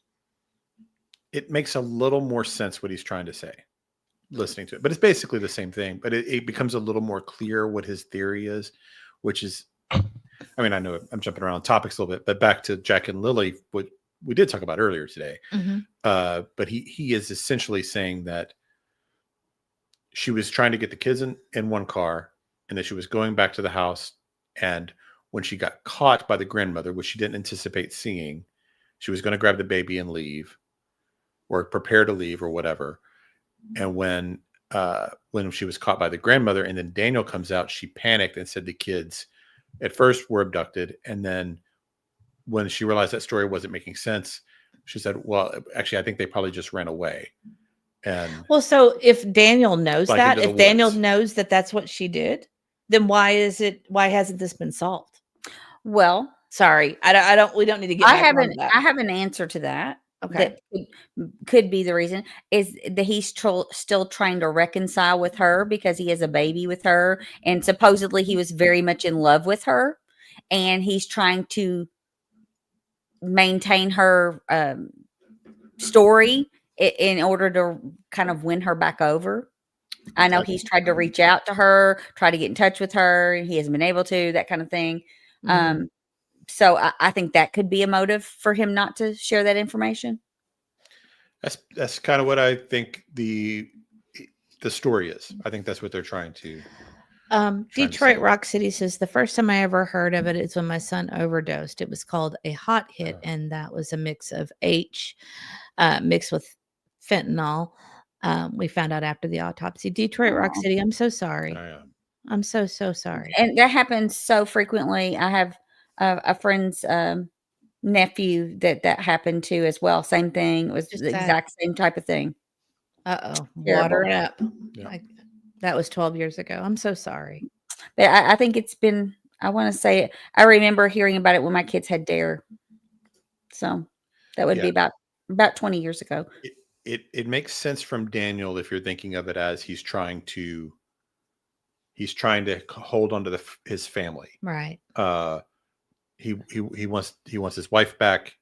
He wants Meadow back. He He just wants it all back. He wants Mhm. things back the way they were, and right now everything's destroyed. Oh, So he's Tina D, I'm trying- sorry. He's trying to. He was trying multiple strategies at first. Do I try to just go along with her story? Do I try to? What can I do?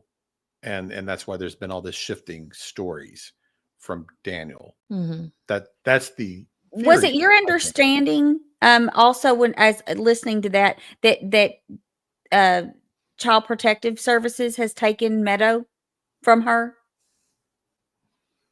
They made it sound like because she left her mother's with her and did not. Yeah. I I think heard that too. I heard that they now have her. Well, I let's didn't not catch that, but you might be let's right. not unless we know for sure. Let's not put that out But there.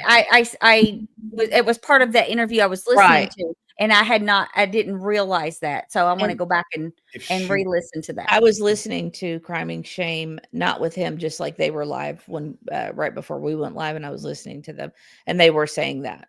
Oh, So, Okay. but That's what I it's heard one as of well. those things where unless the police report it, I just don't know. You know what I mean? This is We don't just know. hearsay. Yeah. Hi, blessings. Welcome in.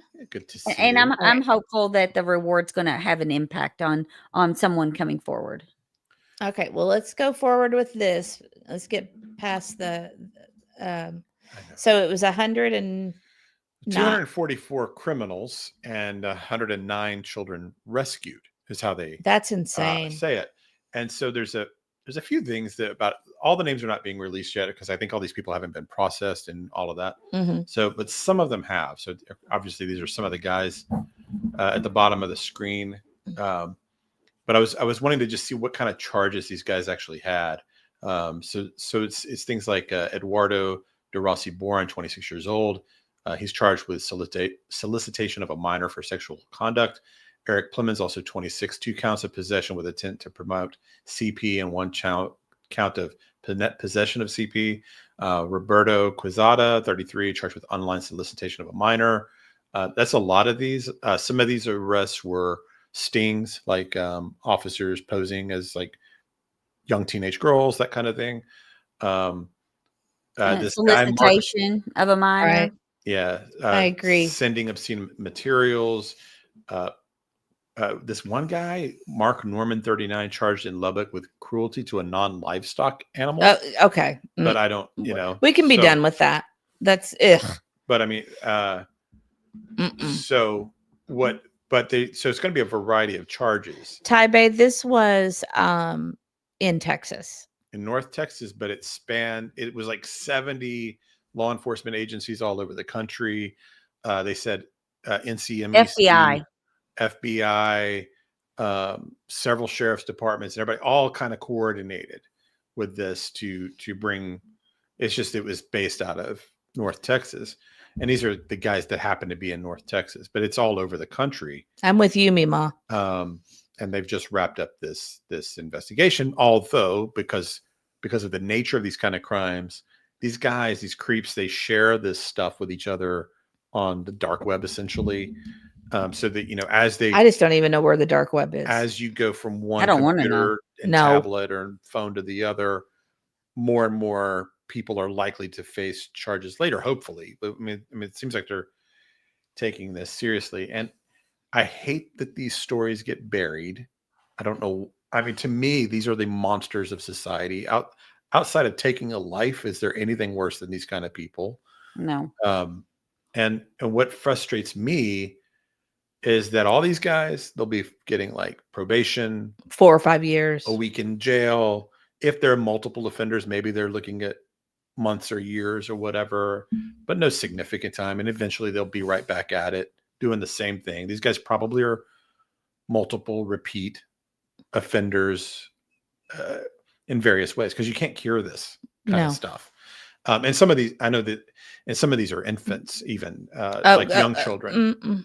Well, we're talking. I know I'm it's not- just awful. you I know. just, how I get. Oh yeah, I get so here's- very upset about this stuff, guys. So the people involved, it says at the bottom of this too, police departments, federal agencies, state and federal prosecutors, children's advocacy centers, and the NCMEC, all working together.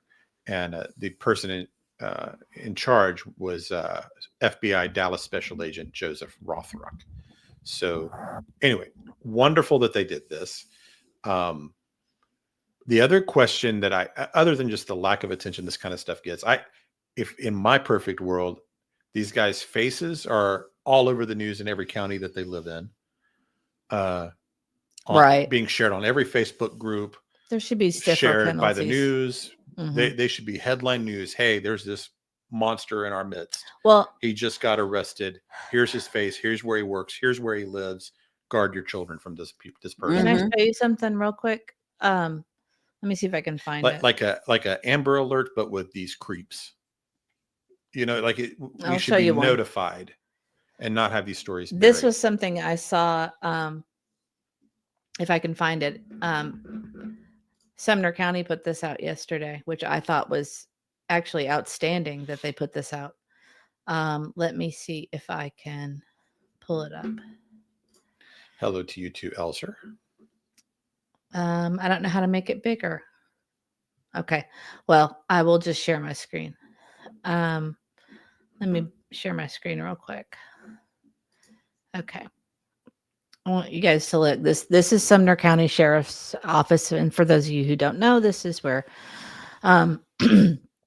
Sebastian Rogers went missing in Sumner County. So, and we've been very questionable about, there's a lot of questions. The way they've handled the case. Exactly. But they put this out yesterday that this fella, Joshua Pomeroy, a convicted violent S offender, was taken into custody this morning after detectives discovered he had been living and working in Sumner County for months without registering as required by law. Pomeroy now faces multiple felony charges for violations of the S offender registry. He was arrested without incident and booked into the Sumner County Jail. We have a zero tolerance for offenders who violate the S offender registry. If you're required to register, you will be held accountable. So I actually really liked, I know they had hired that public relations officer finally. And so I was really happy to see that they were putting that out there, because I want to know that guy's face. If that guy's in my neighborhood, I want to know what that guy looks like. Absolutely. Because he obviously was trying to dodge it. Yeah, that's what I'm talking about. Right. This kind of thing. This is what social media should be doing. So that's great. Good for. We had Sumner County something similar. We had a guy that moved into our old neighborhood. I don't know if you remember that. One of the companies in our town, one of the big manufacturers, moved this guy in from Michigan, and he was an S offender, child S offender, and with a child less than 12 years old. He pled to a lesser charge. An attorney that lived on our street actually looked up the whole case. We all had small children, and they moved him into the community. He did not register. Finally, he got registered, but I mean, they didn't tell anyone in our neighborhood that this guy was here, and he was surrounded by children. And we were in a small, nice neighborhood. And your old neighborhood? Yes. Yes. Oh, I don't remember this. He lived up on the top circle, and at Halloween. Oh, I do remember this. Remember? I mean, we had doctors and lawyers and stuff that lived in our neighborhood, and they started putting up signs. Do you know a sex offender lives in our neighborhood? Please beware. Please watch your children. Do not let your children out alone. I mean, and the guy never moved. He took walks with his wife and dogs and was out. I mean, where our kids were riding their bikes. I mean, it was very unnerving and scary. Yeah. And that was a quiet neighborhood and very nice area too. Very nice neighborhood. Ohio Stephanie said they shouldn't be able to plead to a lesser charge. I agree 100%. I know, and that There should luckily be we no had tolerance. attorneys. There should be no Well, tolerance. right, and we had an attorney that called and said, we want this, we want the stats for the case, what happened, how was this pled, what, how Oh, was you the had child? the attorney in your neighborhood did that, didn't Yes, they? it took care of all that. Yes. I remember So this we now. that way we got the information. So we at least were informed, but we had 2 doctors moved out of our neighborhood just because. I'm surprised did- your husband didn't put a billboard on the front lawn. Well, we didn't have to because the doctors did. They had big signs. How did They had do great that? big signs, like little mini billboards, as you came into our neighborhood. Wow, I didn't know It was that. bad for several years. I'll tell you the flip side of this story is the children that are rescued, and I always wonder about these. So they say 109 children are rescued, and of course their identities are not going to be revealed. But what do they mean by 109 children are rescued? Rescued from where and who? Do they mean that these are abducted children that have been away from their families? Do they mean It could be a that- combination from the news thing, that when I saw a report on this case specifically, they said some were trafficked into the U.S. They were illegals, Okay, I didn't see that. trafficked into the U.S. and some were missing, but they didn't say what country they were missing from. If they were U.S. missing, they just said missing and smuggled into the country. So does that, I mean, They weren't real specific, but that's what they said. that's interesting. Yeah. See, it's like, Well, I and always- under the last administration, there were thousands, I think, was it 3,500 children that were missing, and they found some of them. But I wonder how many of those children that went missing under the last administration, how many of that 109 were some of those children? It could have been all of them. well, we don't. That's what I don't like about. I mean, Whoops. We really don't know. like, so I understand you want to protect these kids because they've been, whatever they've been through is a nightmare, and you want to try to protect them from, let them get on with their lives and heal and not have this cloud following them around. So absolutely, you do not want their names revealed. You do not want identifying information released, right? But there's a part of it that's like, how do we solve a problem if we don't know even where or how the problem is occurring? Because let's say it's like you're saying that, let's say 100 out of those 109 kids are were smuggled in illegally, and we're part of a ring coming in through Mexico, which we know that happens to some extent. Let's say it was a majority. Okay, well then you know where your problem is. Your problem is these, these smuggling rings. People are smuggling these children in for nefarious reasons. But if it's not that, if it's missing children in the U.S. that have disappeared all over the country that have been pulled in, well, then that's a different problem to tackle. And then there's also the situations that happen where the parents are the ones that are actually trafficking their own children. And that was not a thing I would have thought possible, but it does happen. Where especially you have a situation where like a parent's an addict, and then they start trafficking their own children to make money. So when they say rescue from where? I understand and what you're who? saying. Where, what is the problem that we need to know? Is it a border issue? Is it a domestic issue? Are there certain states that are a problem? Are there certain laws and different, like if all of this is happening in Texas, well, then Texas is a problem. If this is mostly happening in Ohio Or Tennessee. or wherever, I think they're infiltrated and filtered through all the states. I think it's everywhere. I don't think it's just one ring. I think there's so many of them, and they probably have a network. But I know I saw a lady. She did an interview about how she was born into a trafficking situation. Her father trafficked her to people. She lived in her home. She was trafficked. And then, of course, she became pregnant at a very young age because of being trafficked. Sure. And she had a child that her father forced her to traffic. And so it's a generational thing as well. You'll find these people that Wow. and her father was like, some kind of a police type person. He was like someone that had status in their town. And so nobody ever thought he did anything. And That's I crazy. I listened to her. She's actually got a podcast too, that I've listened to, but she's talked about the trafficking situation and how it's in some families, it's a generational part of their family. And Makes sense. they get born fathom into that it. stuff. I know. I can't fathom So it. I think that's some of them, but I also think a lot of them are smuggled in.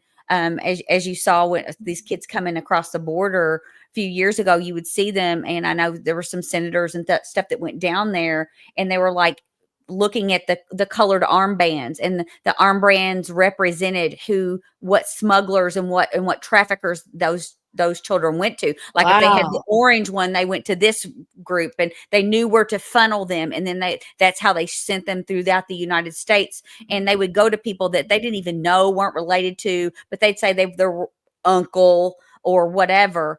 But they had definitely a system and a way to identify them after they would come across the border. And I watched another documentary about that and the way they did that. No, you will not find that on mainstream media for sure. But No. I did see I think it was a 2 I hour believe you. I documentary. believe you. I'm flabbergasted by it. Yeah, it's a huge, intricate network. I'm wondering, like he was saying, let's say 9 of those were U.S. citizens. So do we need to be watching the news for kids that have been missing, that are returning home, that have been found? Do you know what I mean? Like, what if it's a high profile missing person? What if, somebody we've covered? A Summer Wells or someone Yeah. that's out there. Sure. That's what I'm saying. Possible. But will we ever hear? Will they bury it so we Right. don't know? Would they do something like that to protect her? No, I think that they. Well, Well, first of because all, you Summer wouldn't Wells would leave- never go back to her parents anyway. No, That's she would. true. But But they certainly would take the victory if she were found, I would think. yeah, and you'd have to pull her off of the missing persons. Right. You'd have Well, to. and do they quietly do that, and then they take her, send her, give her a new name, put her with a new family. She has a new identity, and we never really know what happened. But she came. I would say high profile ones, people are going to follow up. You've got people like Betty or somebody that has covered the case extensively, that's going to keep saying, oh, well, she disappeared off the missing persons case or files. What happened to her? And you'll have people that will ask for that information, but I don't know how forthcoming they would be. Hey, Taibe, I did get it. Thank you so much. I'll look at it shortly. Well, do you want to move forward? I do, unless you guys have anything else you want to do on that. I'm good. No, I'm just glad to see that they're making those arrests. That's great. I think there needs to be stiffer penalties, but I would. I do too. I would say that's coming. I have a feeling. I feel like it will too. Wanted to do an update on a case we have been following, or we did a stream on just recently on Manny Sin City Manny Manuel Ruiz. Who? Oh yeah, I wondered if there was anything going on with that. Yeah, a little bit. I think I told you some of it. So just a kind of brief recap on that. If you don't know who recognize the names, this is the Las Vegas shooting that happened on June 8th, right in front of the Bellagio. It was being streamed on YouTube live. 2 YouTubers. On a guy named Finney the Legend, his channel, right in front of the Bellagio. I probably have their pictures if you want it. Sure. Okay. He was, I didn't have those pulled up. He was gunned down there. He and his wife, who went by the name Bubbly. His real name is Sydney, and her actual name was, Tanisha. Last name Finley. And so I have the thumbnail, if that helps. I'll just do the thumbnail so you can see everybody. Sure.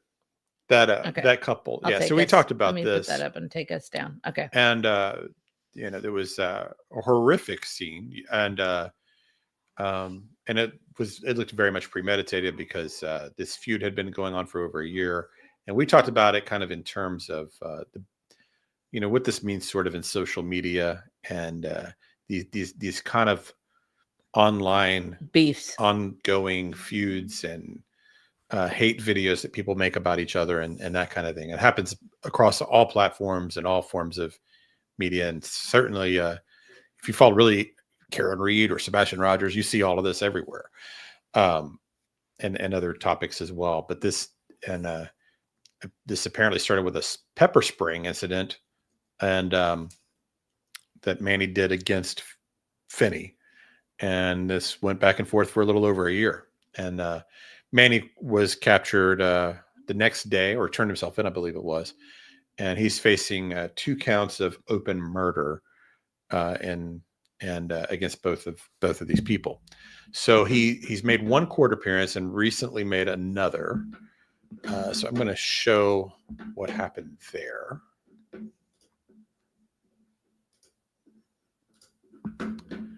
And so this is his appearance in court this week. All right, is it on the screen? Yes. All right. Yes, public defender's office is All right, confirming and on the behalf of defendant is Mr. Reed. present in custody as well. This is 25CR 049486. Good morning, everybody. Mr. Candelas from the state. That's right. You have a copy of the complaint, I'm Yes, assuming? he is All right, going to so do you provide have a a copy. copy with reading? Yes, yes. All right, Your so Honor. now is the time. We just want to set the prelim now, or what do you guys want to do? Actually, Your Honor, I think at this point in time that Mr. Rose would like to ask for perhaps a 3-week status check. He has not had any opportunity to speak to family about the possibility of hiring private counsel, and I think he would like to have that possibility. So we would ask for 3-week status check, and also within that time, light will flicker. Lights flicker. Within that See, time, okay. I'm going to file a written bail motion on his behalf as well, because his bail is, there is no bail set. Right now, you're at no bail, sir. All right? My understanding is you want to continue this with the possibility of hiring your own counsel. Is that correct? Is that yes? Talking to you is yes, sir. Yes? All right, you do understand you would have a right to have a preliminary hearing within 15 days. You're waiving that today. Is that correct? Yes. All right. So let's go ahead and open it again.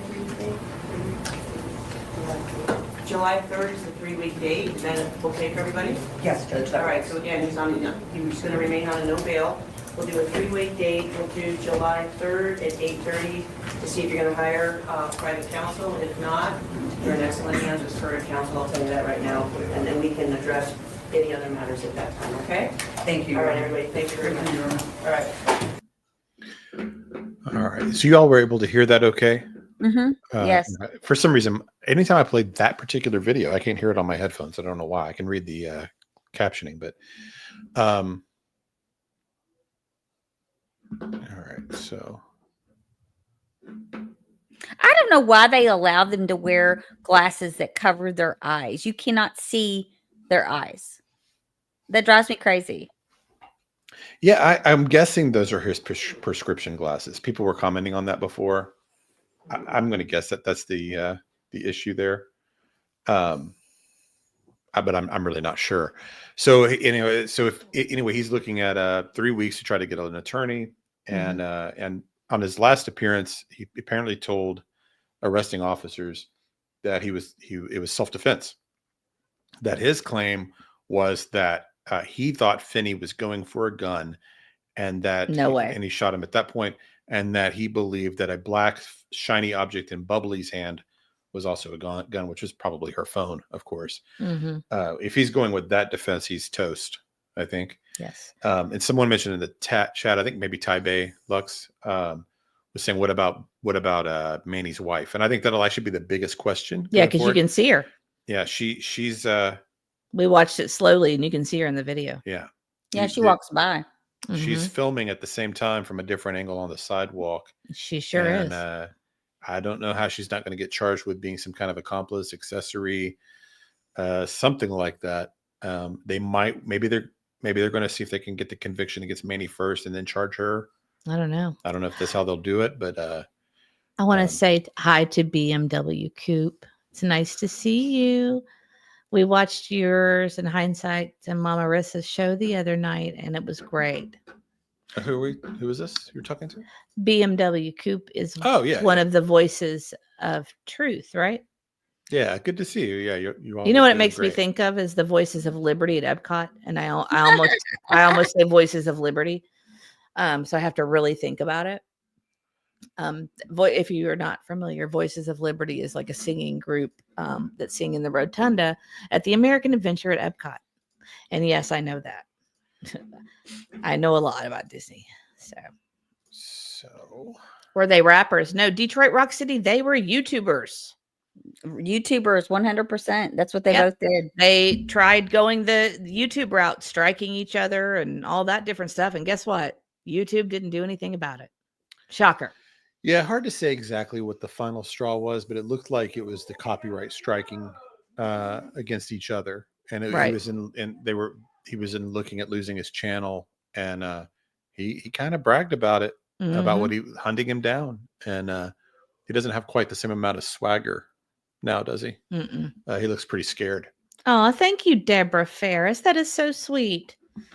We're just trying a new format today where we just kind of go briefly over a few different stories of interest for the week. Because this week how this all started is we started talking about, well, should we talk about this? Should we talk about this? Should we talk about this? Should we do Lily and Jack? Should we talk about this with Sebastian? There's just a lot of stuff going on. Right.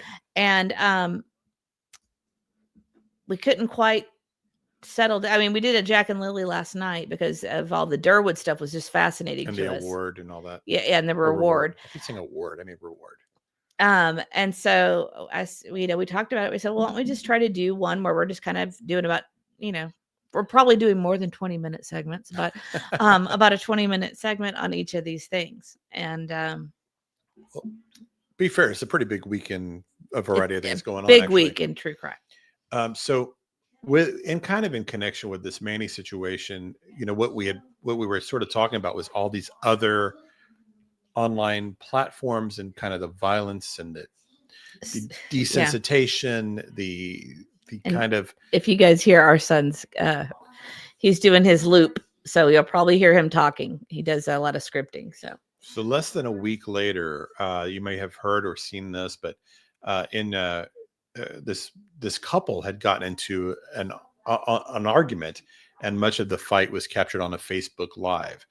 And what's wild, when I was searching for this story, I typed in, like murder, Facebook Live, whatever. And there's so many of them that it took me a while to find the story I was looking for.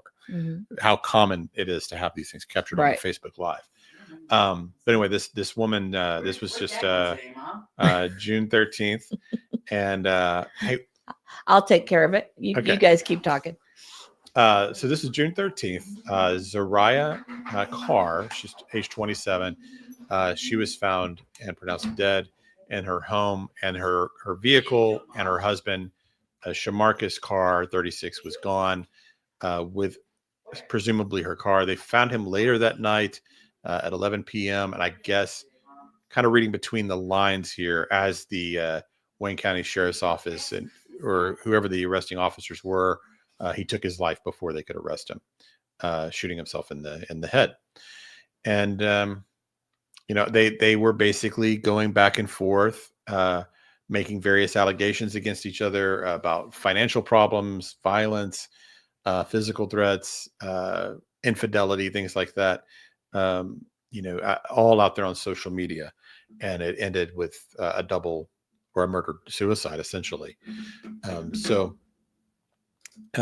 tragic situation. And what I wonder on these is how much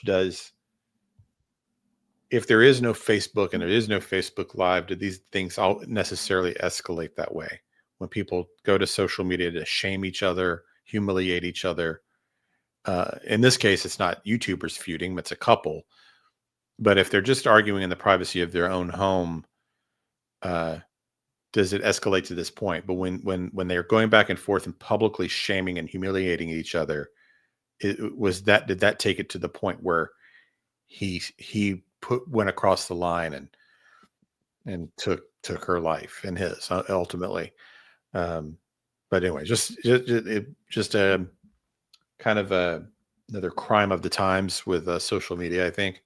And we're just going to continue to see more and more of these things kind of play out online, on live streams, YouTube streams, and everywhere else. But that was kind of interesting. It happened just a few days after this thing with Manny occurred as well. Any thoughts on that, or Manny, or anything about this Vegas? I hadn't heard any updates, so I hadn't heard anything about it. Yeah, I mostly just wanted to kind of like give the update on the Las Vegas thing, because we're gonna hang on to that case. So we've got a couple more we want to do here. Let me pull this up. So, no, I don't want to do that one first. And pull. Where is it? Yeah, I want to do that. We've been on 2 hours, so are we going to ever talk about Tyler Perry? I guess I'll just go a little. Yeah, I guess I had more prepared than 2 hours was going to allow. I didn't know, Yeah, I know. We haven't I tried wasn't this sure. format before, so we don't know Well, how far we could- we get into each Do one. you want to just go straight to Tyler Perry? We could do that. Well, I or- think Mrs. E wants to be in on that one, so know we what? want to make sure. In that case, I'll just do this other story that I wanted to get into also. And when she comes back, we'll switch to Tyler Perry. Let's see. Here we go. So this is not a case we have actually covered ourselves, but yeah. So get to my notes here. So Travis Decker is still on the run. He took custody of these 3 girls on June 2nd. He was essentially homeless, living in his car. He's a former military, possible mental issues. The mother of the 3 girls had tried to get a protective order to keep him away from the girls, and he had very limited visitation with them, but unfortunately he did still have some visitation. And so 3 days after June 2nd, these 3 girls were all found. Paitlin, Evelyn, and Olivia were all found down an embankment about 100 yards from Travis Decker's truck. And it appears that he is the one that took the lives of all 3 of his own children. They died from suffocating, and it looked like at some point all of their hands had been tied and bound. And he's on the run and still is. There's been sounds like dozens, maybe hundreds of various reports and sightings everywhere from like Idaho to Washington State, of course, where this all occurred. There have been reports in Europe, but I don't think they believe that any of these are actually credible right now. But tonight they are having a memorial for these 3 girls. So I want to scroll down to the details of that. Let's see. So I had seen that they had some like drone footage that they thought that they or evidence of where he was, but they have not found him. I mean, there's been all kinds of sightings. Yeah, there was somebody that thought they saw him on a hiking trail. There's been several, but they're still saying right now that nothing confirmed. But they could be. They might have some ideas in keeping it quiet. But anything I read today doesn't seem to indicate they have any firm leads, unless they're just keeping it private. But tonight at 7 p.m., just lost my place on this. Where are they having this event? Oh yeah. So so tonight they're going to have a memorial service for the girls. It's open to the community. The event invites attendees to wear what makes you feel beautiful, encourages purple, pink, and green clothes for the service. People planning should attend to bring their own chair or blanket to sit on, a candle with wind protection or a glow stick, and a water bottle. It'll be at Rocky Reach Park, which is 5000 US Highway 97A in Wenatchee, if I'm pronouncing that correctly. So if you are in that area and you would like to attend, then that'll be tonight, actually. So at 7 p.m. And another little bit of just information on this. There is a $20,000 reward for any information leading to the arrest and capture of Travis Decker. So we'll pull up his poster here. That's what he looks like. I kind of have the feeling the one on the left is probably more accurate, I think. I don't know how old the mugshot was over on the right. But so there's his image. So if you see him out there anywhere, he could be anywhere, and he's been living homeless. He's got survival training. He could be out there a long time, is kind of what they're guessing, if he hasn't already taken his own life. And but the police, all the investigators, they're treating it as if he's still out there and alive and on the run. He of course would be dangerous. So you would not want to approach this man because he's not mentally well and already taken the lives of his three daughters. And real quick, I wanted to say hello to Mama Rissa. Welcome in. It's nice to see you. We've been bragging about your show the other night. We really enjoyed it. Yes. Yeah. And thank you so much for the prayers and the kind words about us. We really appreciate it. That was very kind of all of you. And Detroit Rock City has some breaking news for us. Well, that's interesting. So breaking news, Barry Morphw has been indicted again for Suzanne's unaliving. Well, there you go. I didn't know that's how you spelled his name. No, I think it's Morphw. Here. Oh, it is. Yeah.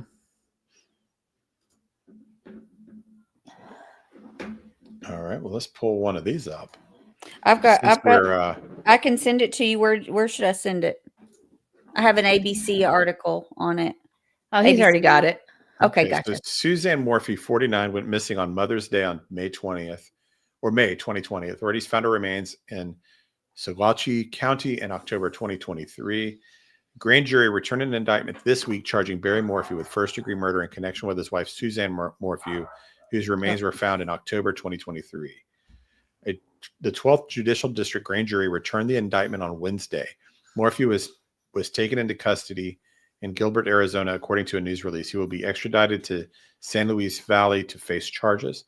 There will be a media briefing at 6 p.m. today, Friday, where additional information will be shared. Suzanne Morphw, 49, was last seen on Mother's Day. Okay.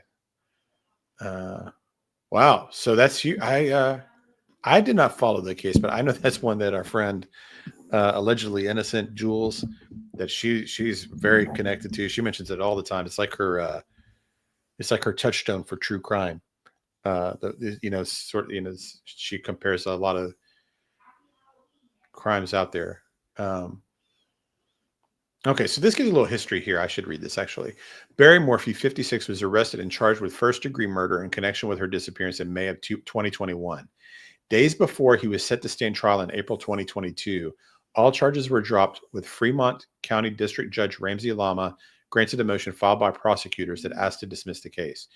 During a preliminary hearing in January 2022, prosecutors with the Chaffee County DA's office said that on the afternoon of May 9th, 2020, Barry Morphw loaded a syringe for a tranquilizer dart, put his phone on airplane mode, and then shot his wife with the dart.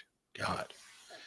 He then chased her around the house until the tranquilizer took effect, prosecutors said. At the time, Suzanne Morphw was missing. Her body was found in a shallow grave in a remote area in Saguache County in October 2023.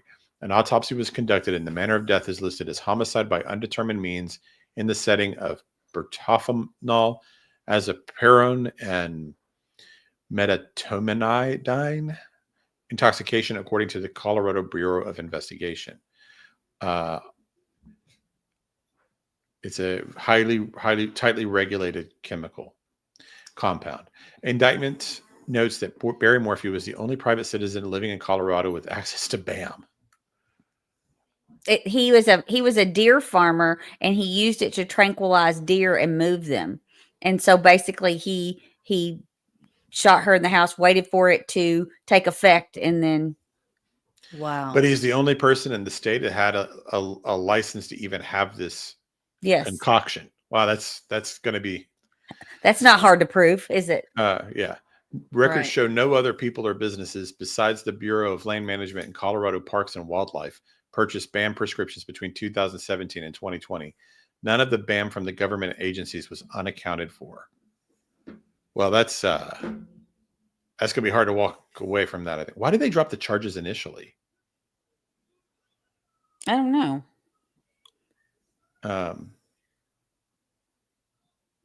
Well, I'm glad that it's gone, that they're still pursuing it. That's AI, great. AI Henry. Yes, we are in the United States. We're in different Yes. states, but we're in the United States. We all are. Oh, all I need is Jesus, We did the coffee, same. and true crime. She says, I'm loving the weekly crime roundup. I wish I had money for Super Chat for the time you're taking and spending with us. Well, a like, a share, a subscribe are always Yeah, good. Those help. Those a ton, are free actually. things that you can do to help. Yeah. And I understand it. But I yes. appreciate it very much. I certainly never want anyone to feel like they're in financial No. strain because of a super. No, absolutely we don't not. want you to do that. We appreciate everyone's that's here. So certainly don't want you to feel that way. But We enjoy I'm glad being you here enjoy with the you. format. I've Yeah. had fun doing this today, actually, like this. I like It's been this, interesting yeah. to me. We're not even through it. I know. I'm going to actually skip one of these and Okay. come back to it next week. Okay. And we'll go. Do you want to just do Tyler Perry and then go from? Do you want to finish Tyler Perry, or do you want to? It's however you want to do it. Or do you want to do our announcement? We haven't done the announcement. We haven't done yet. our announcement yet. We have a little bit of an announcement. You want to do that now, and then we'll do Tyler Perry. I'll have to get it ready. Can you pull the stuff off the screen? Yes. And Little Miss Sharon said it wasn't a strong enough case with the initial charges, and they waited until they found her body to do the second indictment. Well, that's wonderful Gotcha, news, though. Because that was just 2023, and man, and look how long things can take. I know. I mean, Sharon and Marlowe and is that's with a me on body. Tyler Perry. Well, Tyler and look at the Crystal Rogers case. How long it's taken, and they don't have a body, but I mean, it's taken a long time to get to court and a conviction. Mm-hmm. Yeah, I mean, so even with a body, another year and a half for this Morphw deal. And man, that I didn't know that detail about the deer tranquilizer. That's crazy. He's the only person that had access to it in the entire state. I mean, to be honest, And with you, it was in her toxicology report. If So, I'm on the jury and that information, I have somebody, that's laid out for me as evidence. I need all of about 10 minutes to come back with a guilty verdict. Because those odds, I would have a very hard time. I'm sorry, Al Henry. I guess I've got AI on the brain. That's hysterical. Everyone calls me AI. It's we Al knew for that. Alan. We said that before. I remember on another one. It looks like AI. It just looks like an AI when it's small like that. I didn't realize that, Sharon. Tyler is godfather to Prince Harry's kids. Huh.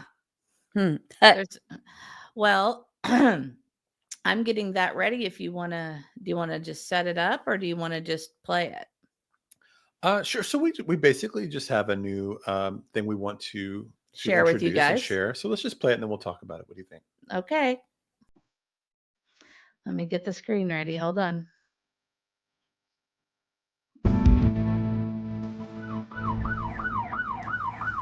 Some stories never make the headlines. Some clues are hidden in plain sight. Some mysteries are buried in the streets of Nashville itself. For years, we've covered the darkest corners of true crime from behind a screen. But what if you could follow the trail yourself?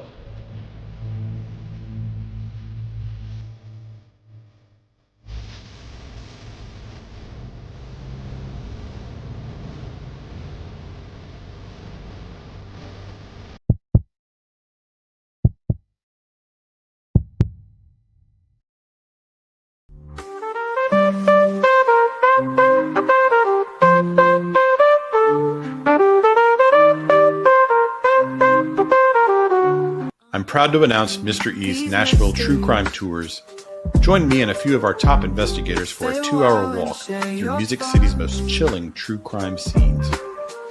Help us break down this mystery. Grab a seat. We guarantee you're in wonderful company. Unraveling these mysteries.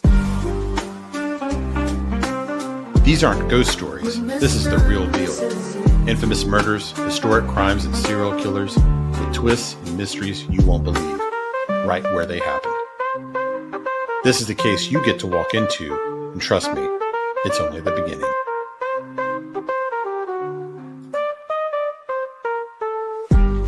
Unraveling these mysteries with Mr. and Mrs. E.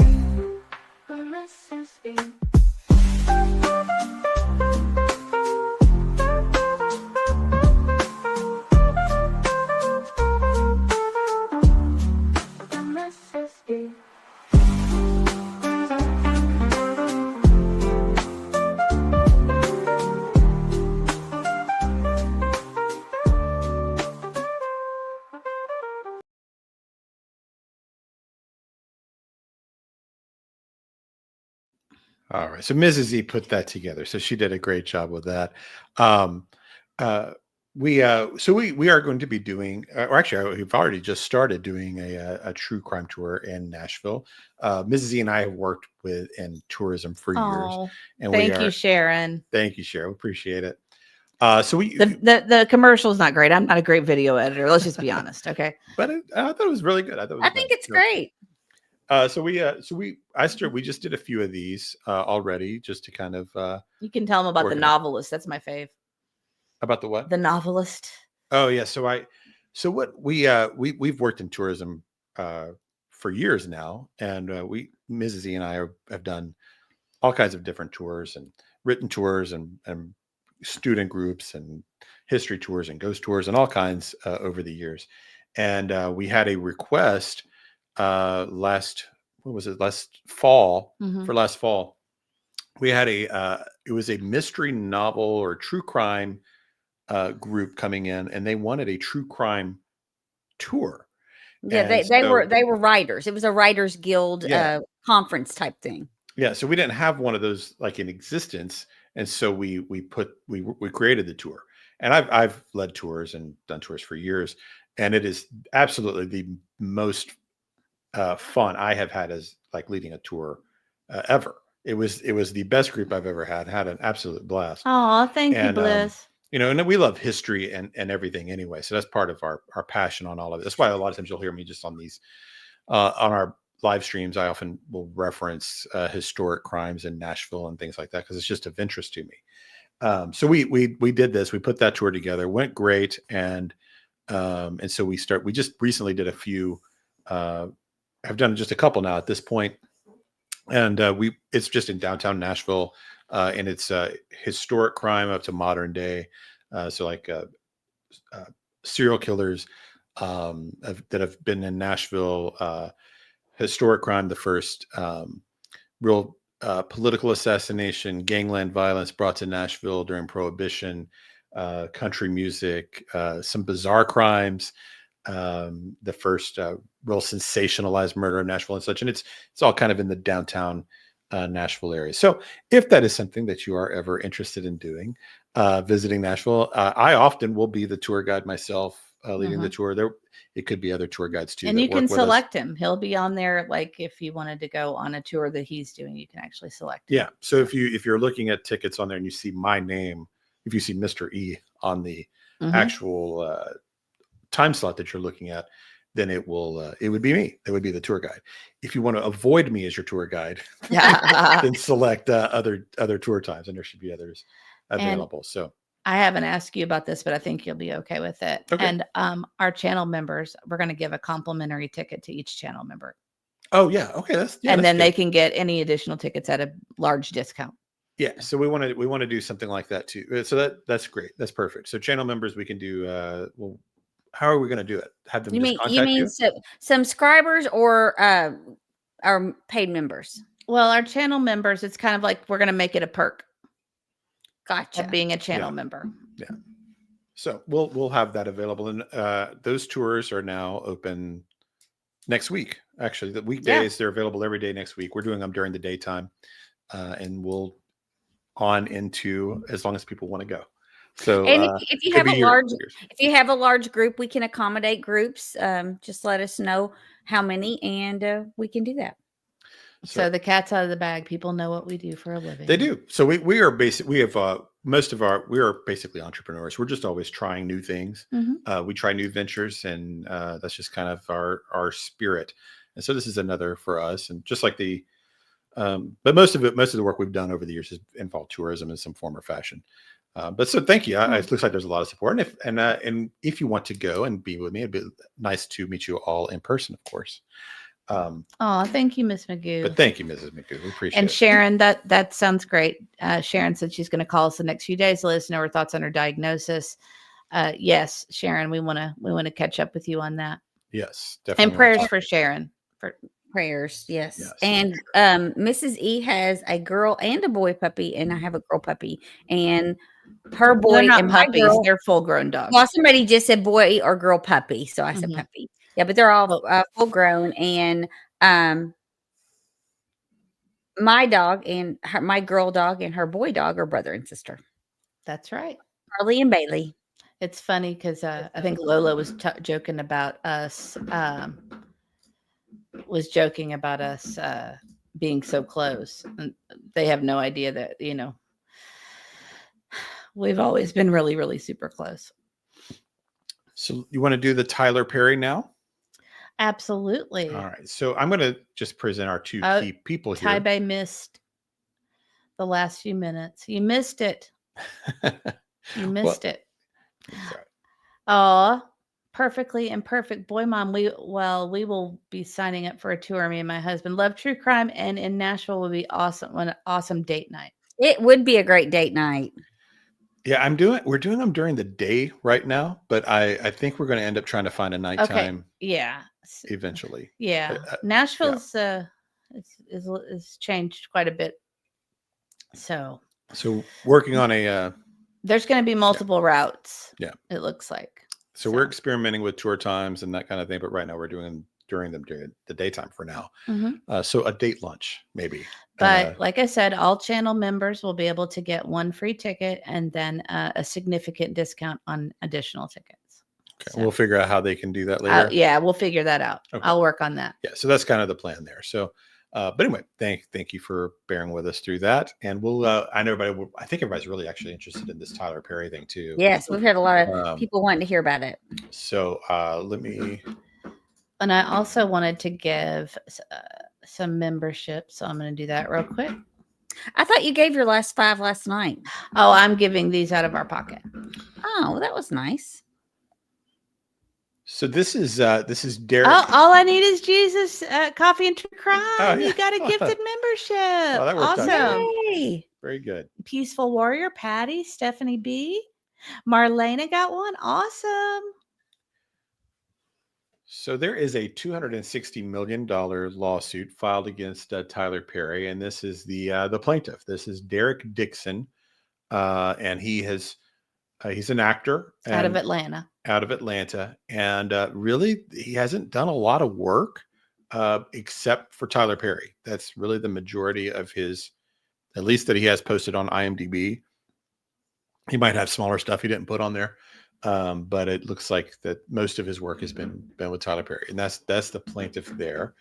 And then of course there is Tyler Perry. I'm going to try to pull up his IMDb. It's going to be large. It is huge. So there's Tyler there.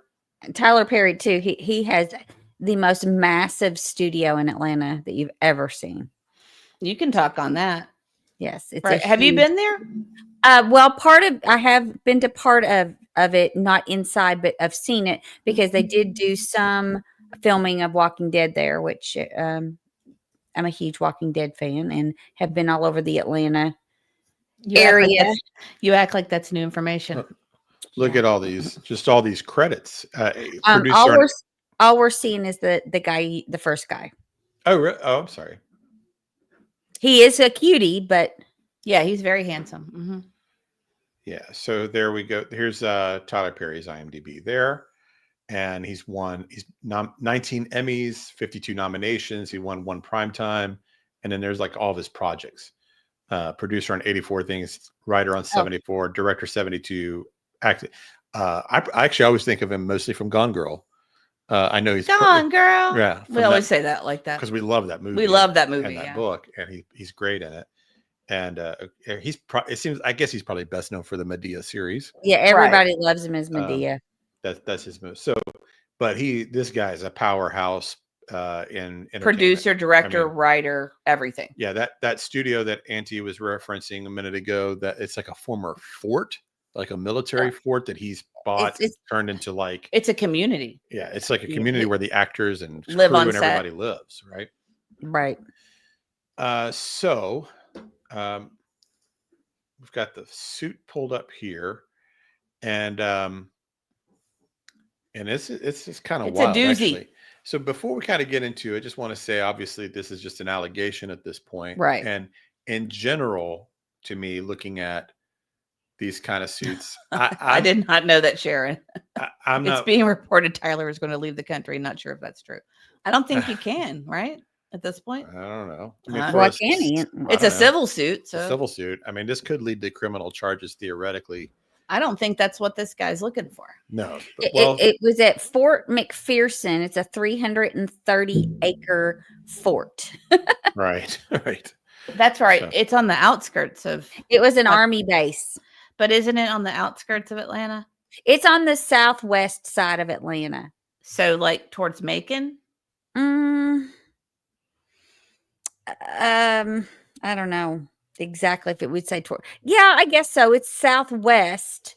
So it's kind of toward Peachtree City, I think, Well, that that way. makes sense. That yeah. Yes. Well, see, I know many actors that have actually worked on that set, and they said it's outstanding. Oh, I don't Mhm. know. They have, even for their extras, which extras are usually on a movie set are not treated like the best. They don't get like any accommodations or anything special.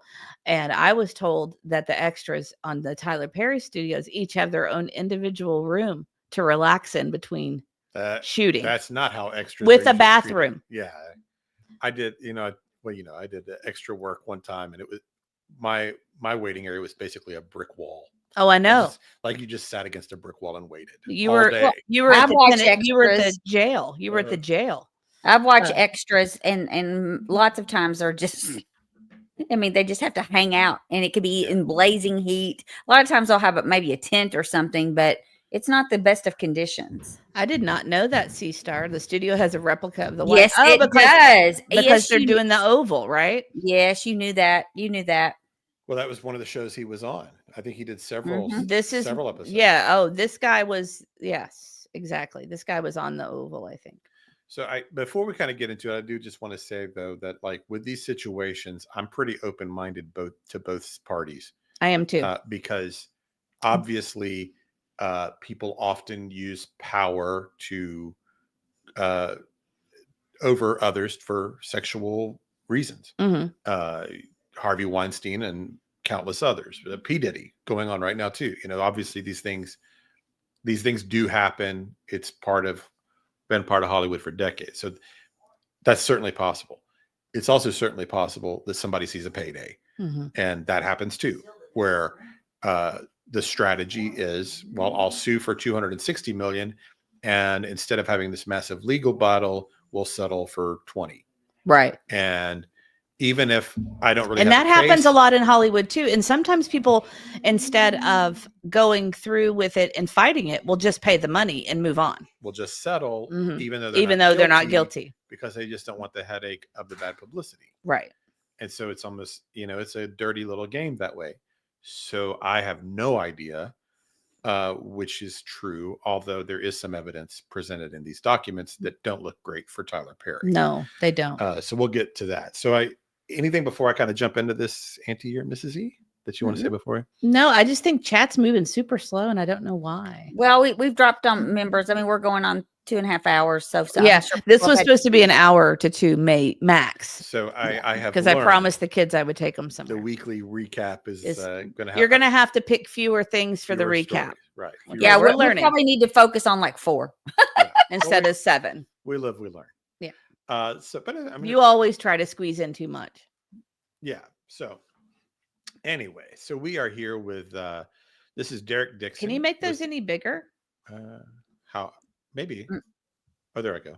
Yeah, there we go. So this is Derek Dixon, an individual, is the plaintiff against Tyler Perry, an individual, TPS Production Services, LLC, a limited liability company, and Action LLC, a limited liability company, and does 1 through 50 inclusive. And then this is filed in Los Angeles, California. Here's the list of 10 complaints, really. Quid pro quo sexual harassment is number 1. Number 2, work environment harassment. Number 3, sexual harassment, and it cites the Ralph Act. Number 4, workplace gender violence. Number 5, violation of the Bain Act. Number 6, sexual battery. Number 7, sexual assault. Number 8, negligent retention.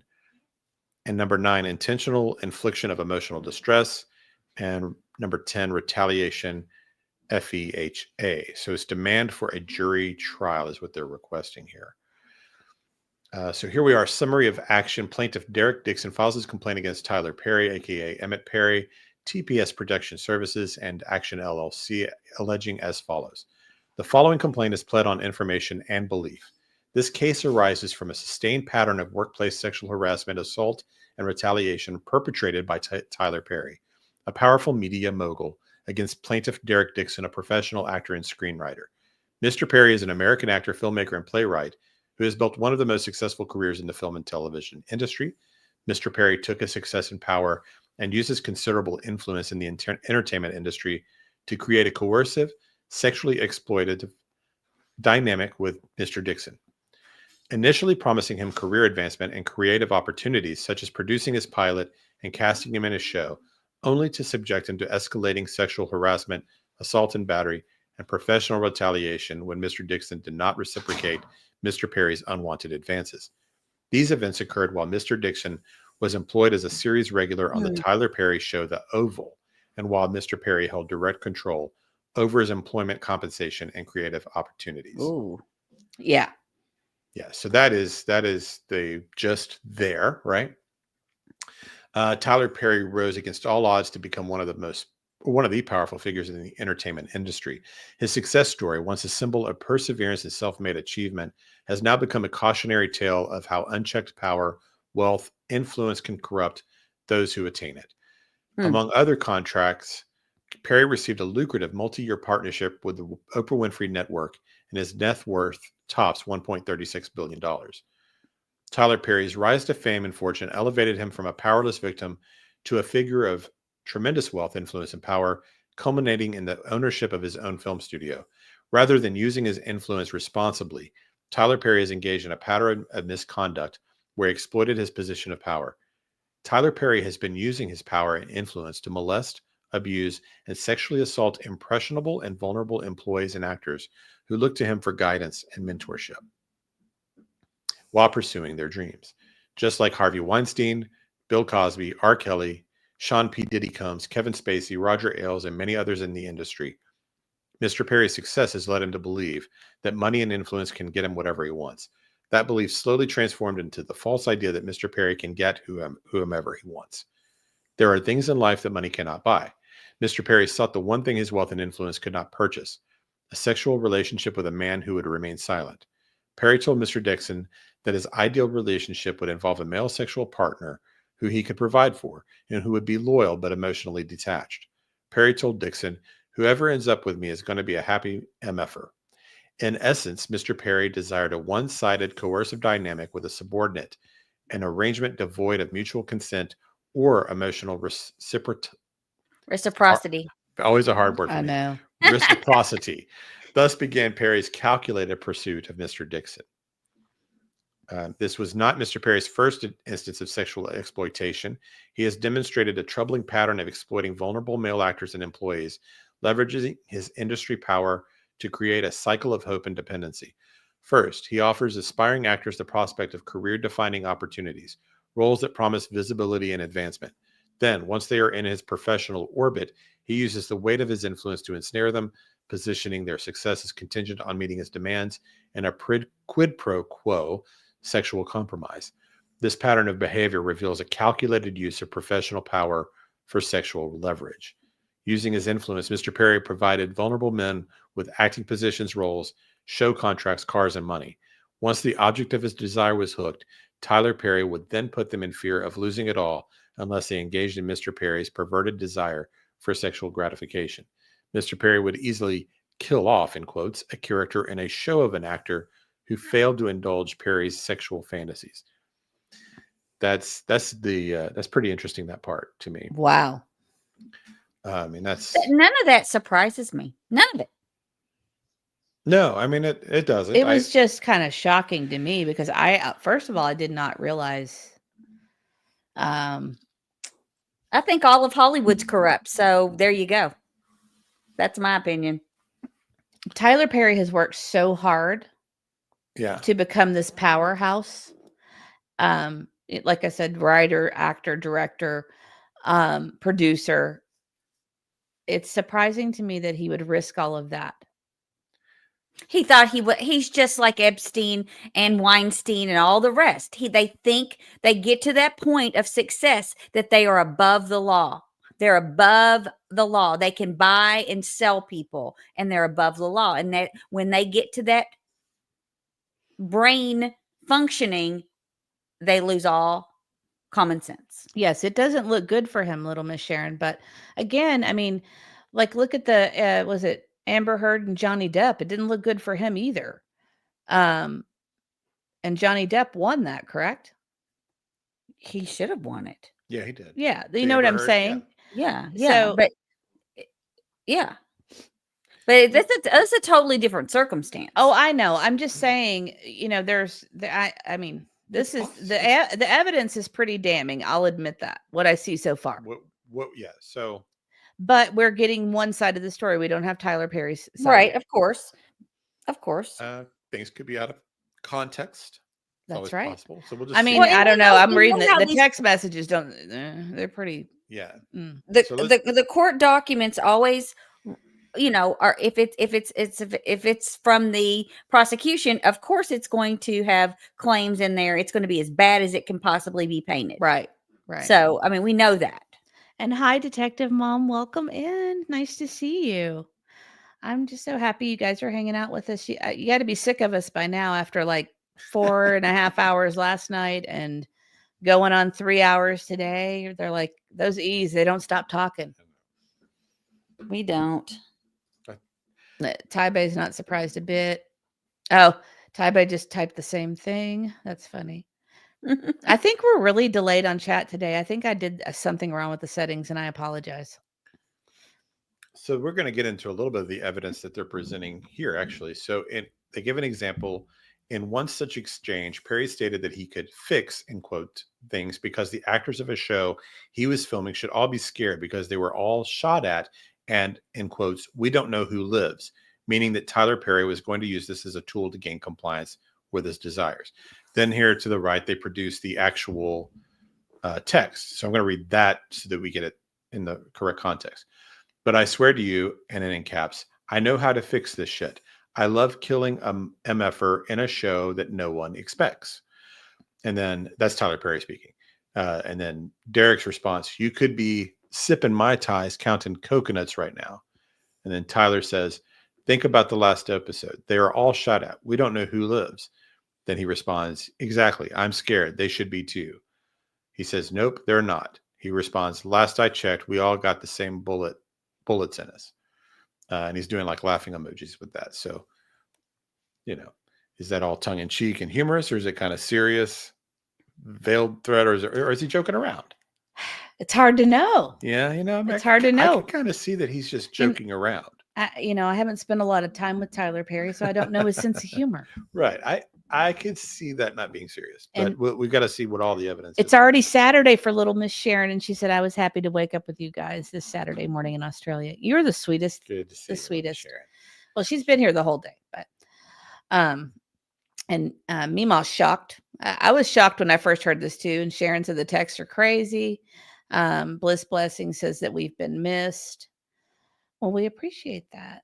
Oh, Dreaming, you missed some stuff. We're just now getting started on Tyler Perry, though. Yeah. So it's if you're just now hopping on a call, because I saw a few people just now join. Basically, this Derek Dixon person is suing Tyler Perry because it was a quid pro quo kind of situation where that's what it sounds you perform for me or I cut you from the show. Right. That's what he's alleging. That's his allegation so far. And then we're kind of getting into the evidence a little bit. Then it says Derek Dixon was Mr. Perry's sexual desire ever since they became acquainted. Dixon was working as part of the event staff for a party hosted by Mr. Perry when Perry noticed him. Perry immediately offered Dixon the chance to audition for a part in one of his TV productions. Dixon agreed and was on set with Perry behind the camera for weeks in close quarters. During the time they were filming, Perry would send flirtatious text messages to Dixon. For example, in one message, Perry stated that he was jealous when he saw Dixon going on a walk with another man named Brad. So here he has the text to the right. Why did that photo make me jealous? You two together. Please don't try to use, if there's bad words, try not to use them. Yeah, I know. I kind of did on the last one, didn't I? He responds, ha ha ha. I don't know. It's just Brad, LOL. And then he says, LOL back. Then Derek says he just wanted to go for a quick walk to get his steps in. And now I'm walking to Chipotle by myself. LOL. Then Tyler says, thick Derek, get that Chipotle. Not sure what that means. Oh, But you there's understand obviously- later. You Oh, understand really? later. Mm-hmm. So there's definitely a little flirtatiousness there. Oh, that's it's pretty- it gets much, much worse. Yeah, I haven't read this. So Oh this yeah, is- this one you'll have to. This could be a whole show. This could be a whole like several day show. It's like it's crazy. Okay. Yeah. Should it have been? I don't All know. right. I don't know how interested people are in it. I was fascinated by it because I wasn't expecting this out of Tyler Perry. Tyler Perry seemed like the kind of guy that had all of his stuff together and that was going to rise to the top and stay at the top for Right. like until he retired. He would. I don't know why Tyler you Perry- think that. Because he's a hustler. He works hard. It doesn't mean he's not a perverted freak. He struck. Well, obviously, but I mean, I I think mean, before, seriously, come on. These people have totally different personalities Okay. behind the scenes. They're actors. They want you to think they're these great people. Okay, and they're but not. You have you're- to understand. You're right, obviously, but I have been on both sides. I've been on the, the entertainment world side, and I've not I don't know. they're not all. They're not all It's like not all. that. Well, I know they're not all, but the ones with the most Oh, power. well, you made little Miss Sharon laugh. That was funny. That was funny. They're Um, not like the thing is and especially in Atlanta, the whole Atlanta loves this man. well, Sure. they All did. of Atlanta, because he revitalized the industry down there. Yeah. And he's invested so much money in that city. So Just if you look talk who to an he's- Atlanta actor down there, Oh, I know. I have. and they will tell you that that they even give you tips because Tyler Perry works like so quickly. He will not allow them, like, you have one chance to say your line, and if you don't say it well, Tyler Perry moves on. Oh, I'm not Like surprised. many actors will do like multiple takes because they don't like their lines. Tyler Perry will not allow multiple takes. Time is money with Tyler Perry. I've been told that, you've got one chance to do a great job with Tyler Perry, and that's it. Well, and if but you you're- don't do a good job, you don't come back. But you're talking about two totally different things. Right. He's I know. using- But know, it and just you gotta made it look- sound like he was like a real, I don't know how to explain it. They I'm not- talk, they revere him. The actors in Atlanta revere this man. But you have to look at this industry. We look up as a society to the wrong people. We look up to these people who are full of flaws and full of problems and full of perversions and full of things that we should not be looking up to. They're actors. They fool us. So I have little respect for these people. You have to understand. That's why All I don't watch actors? a lot of television. Not All all of them. Not all of them. But it takes a lot to earn my respect as an actor. Our whole chat's just repeating this now. Thanks a lot. But I'm just saying, we look up to the wrong people. So, You're good. So We he's just went- created an illusion for all these people that they bought into it, and it's going to come out that he's this horrible person, just like P. Diddy. We've seen him beat his girlfriend senseless in a hallway and drag her, and everybody thought he was this great mogul as well. I'm so sorry, but you're making me laugh. But seriously, if we as a society, we look up to the wrong people. And every profession has these bad people in them, and every profession has good people. But these Okay. people like Tyler Perry and P. Diddy, we and don't know. Tyler Perry's alleged. We do not know. Come after me, buddy. Come after me. Is all I got to say. I have nothing that I and this is all Are you in inviting writing. a Tyler Perry cease and desist Spar, letter? yeah, or come spar lawsuit? off, buddy. That's funny. I have been saying this for a while that after the P. Diddy trial and amongst other things, that actors will not be held on, actors and musicians will not be held on the pedestal they once were. I've been saying that for a long time. I hope not. And I'm laughing at you because you're ranting. And I just got a message from YouTube saying we owe them $100. So Nuh-uh. because of all your talking. So. No, I don't think so. Well, Take it out of my next paycheck. I think what Mrs. E was trying. I I think what Mrs. E was trying to get at Oh, was they're that crying. if you You're just cracking looked me up. at his public persona, which obviously is a persona, Right.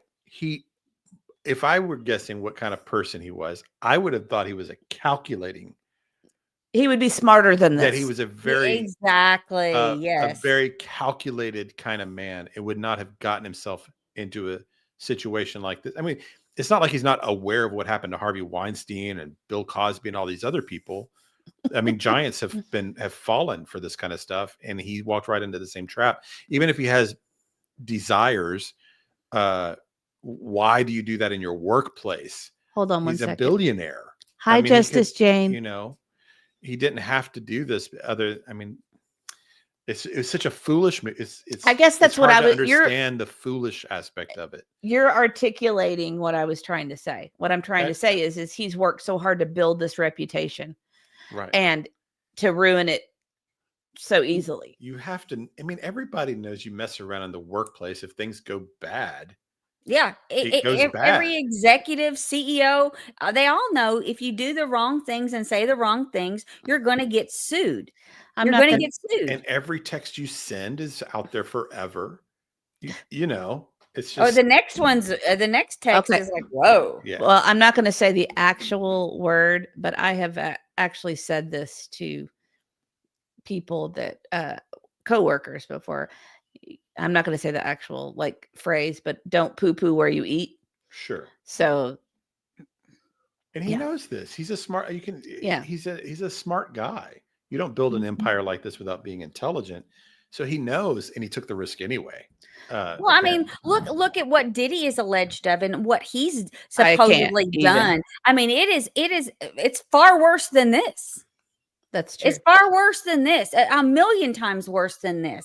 And I mean, and he was up there, and he had all these famous politicians and actors and singers at his parties, and what he did is he kept videotape of all this so he could blackmail them.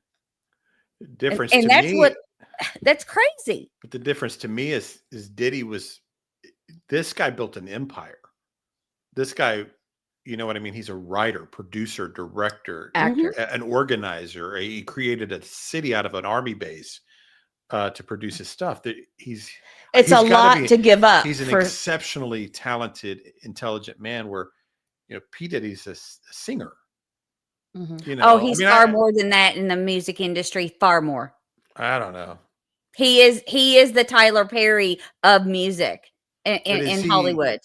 Well, no, he's the Jeffrey Epstein, apparently. But I mean, did P. Diddy get where he was because of the leverage? Or did he get there because of talent? No, it wasn't talent. Well, it was because he would find talent and he would sign on that talent, and basically he made money off of the talent he found. And then you have people. It wasn't his own talent. It was the talent of others. Right, but isn't it kind of built on blackmail and leverage? Yeah, but it didn't seem that Tyler Perry's is built on that. That's what I'm saying. I don't think that's what I'm so. saying. I think they're sort of different. They're different, Right. Definitely different in the way that they've gone about it, for sure. And I wanted to say hi to. I think this is more surprising. I want to say hi to Justice Jane in case she didn't hear us. That was before everybody's loving your rant, Auntie. They're laughing at you. They think you're awesome. Almost good as when you yelled no when the cat jumped on your computer. Let's see. Everybody's loving that, and Dreaming kind of summed it up. Pride comes before the fall. Yeah. That's so true. So it's a shame. It's a shame. It's a shame. And you know what? And I'm not getting into all this, so don't get into all this today. But I mean, we've heard many actors that we adored that have fallen from grace, and that we've seen their true colors, and actors, singers, you name it, these individuals. And so it's just kind of like getting to be, it's so frequent at this point, it's getting to not be a surprise anymore. But this one was a surprise to me. So it's a shame. Oh yeah. Exactly, Ty Bay. I didn't want to say the bad word, but yeah. So I'm going to get back in this. Yeah, these go ahead. texts get pretty bad here. So try to not, Yeah, I'll try to Try not. censor a little. In another text message, Perry stated to Dixon, "What's it going to take for you to have guiltless S? Have y'all found that in therapy? You can have freedom for religious guilt and still believe in Christ."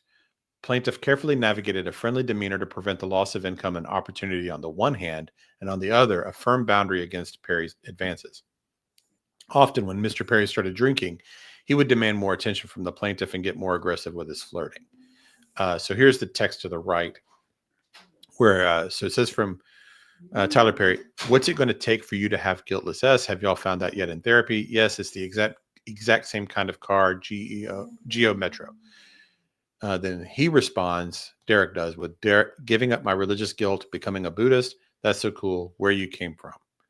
And then Tyler responds back, "Unfortunately, Derek, I have friends who are in their 50s and 60s who are still dealing with that.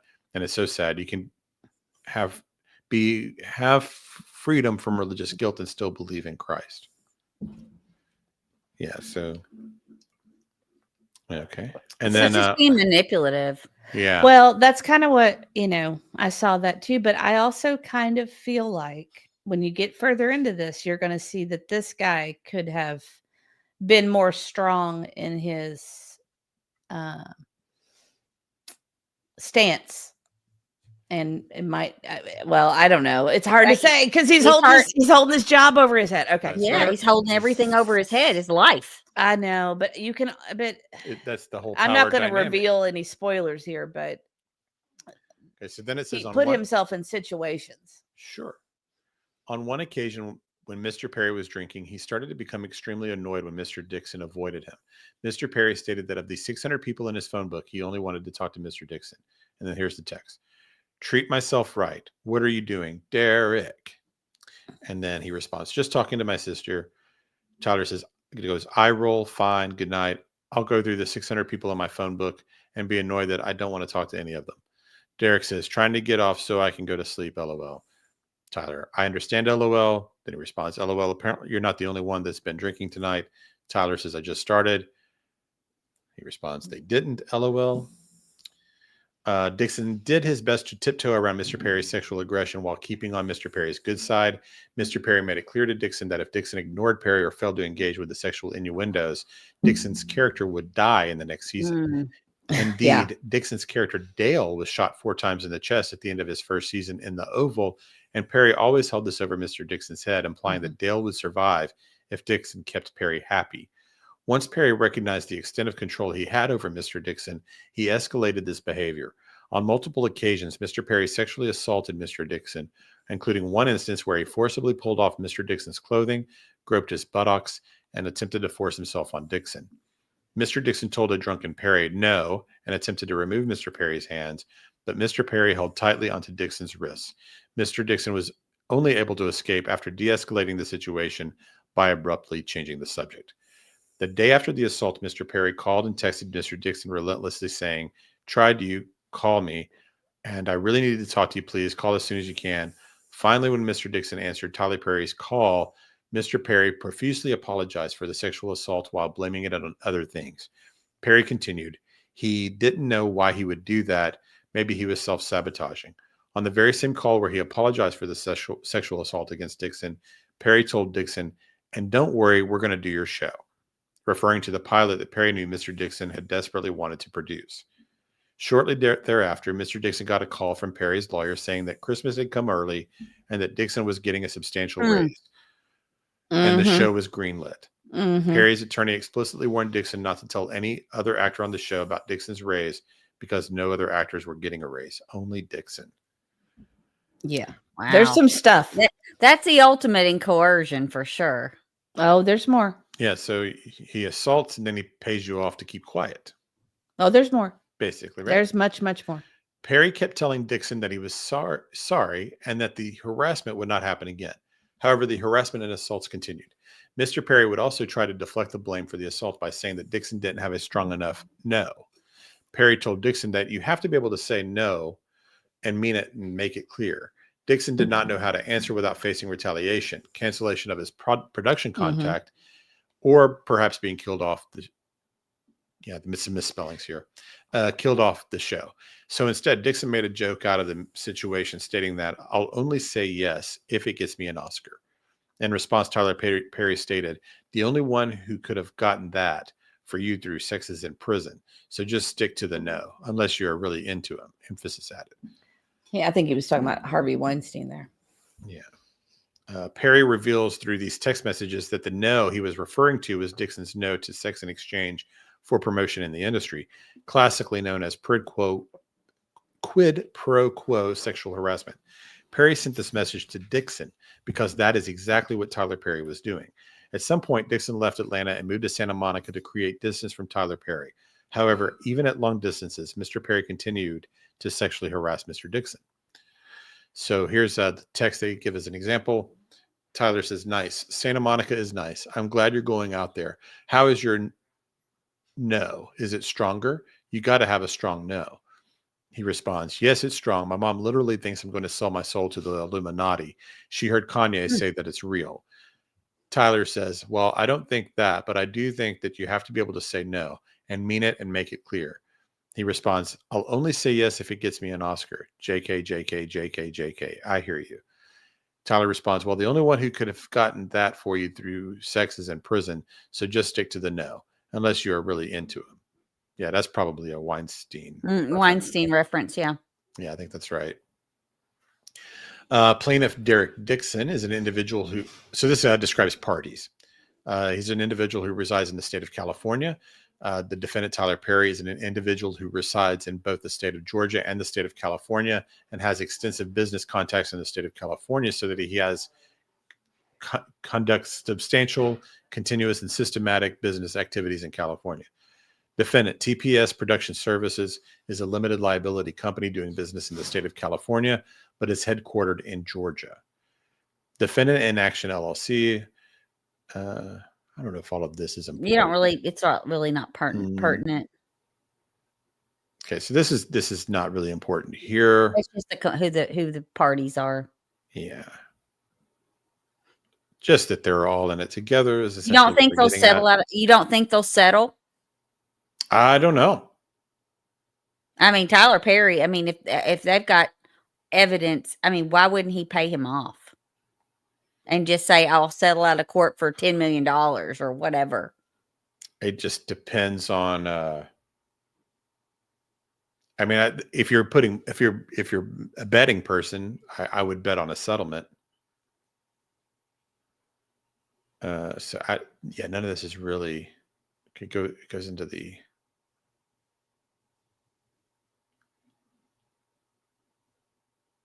I'm just trying to see. I would guess it would be a settlement if I had to put money on what will happen.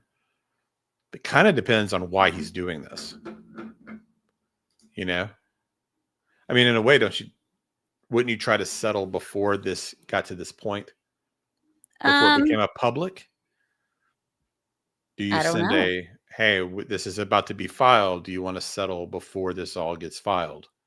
Or do you drop it on them and then see what happens? And like it could be that he's what if Derek is just a right fighter, or like he wants change, and this is more of a principle thing, and he wants it exposed, and he can't be bought off. But I mean, and maybe he would feel like a settlement would be enough of a punishment to Perry for whatever happened. But if he's doing it because he wants to expose it, you just don't know where he's coming from. Right. And Rosebud, we're going over the Tyler Perry lawsuit, where someone is alleging assault, sexual assault, and several different other charges as it relates to that. So we're going over the documents. This was, what was it? When was it filed? Like 2 days ago, 3 days ago? I don't know. In the media as well. I'm trying to think when I saw it. I just heard about it yesterday, but I don't know. So this goes into how, okay, so this is, what is this called? This is the complaint. Okay, so this starts. So we skipped some of the stuff that didn't really matter for our purposes anyway. Defendant Perry picked plaintiff out of a crowd of employees present at the party and began asking plaintiff questions about his employment status. So this is going to give you the background of how this got to this point. Okay, and also he is seeking $260 million in damages, alleging a pattern of harassment, assault, battery, and professional retaliation, and it was filed on June 13th in the Los Angeles County Superior Court. Yeah. So he's suing for $260 million. And, he also implies that other people have been victims of Perry. So I wonder if there are other suits coming, or they're just going to be witnesses, or what's going to happen there. They say that early in this filing, right? So there might be more coming. So anyway, we're at in or around early October, and on the last day of the party, defendant Perry insisted that he and plaintiff exchanged phone numbers, and Perry subsequently texted plaintiff to introduce himself. Perry began by asking Dixon about his dreams and aspirations. Dixon told Perry that he was interested in acting and writing. Perry then told Dixon to do an audition over the phone and send it to Perry.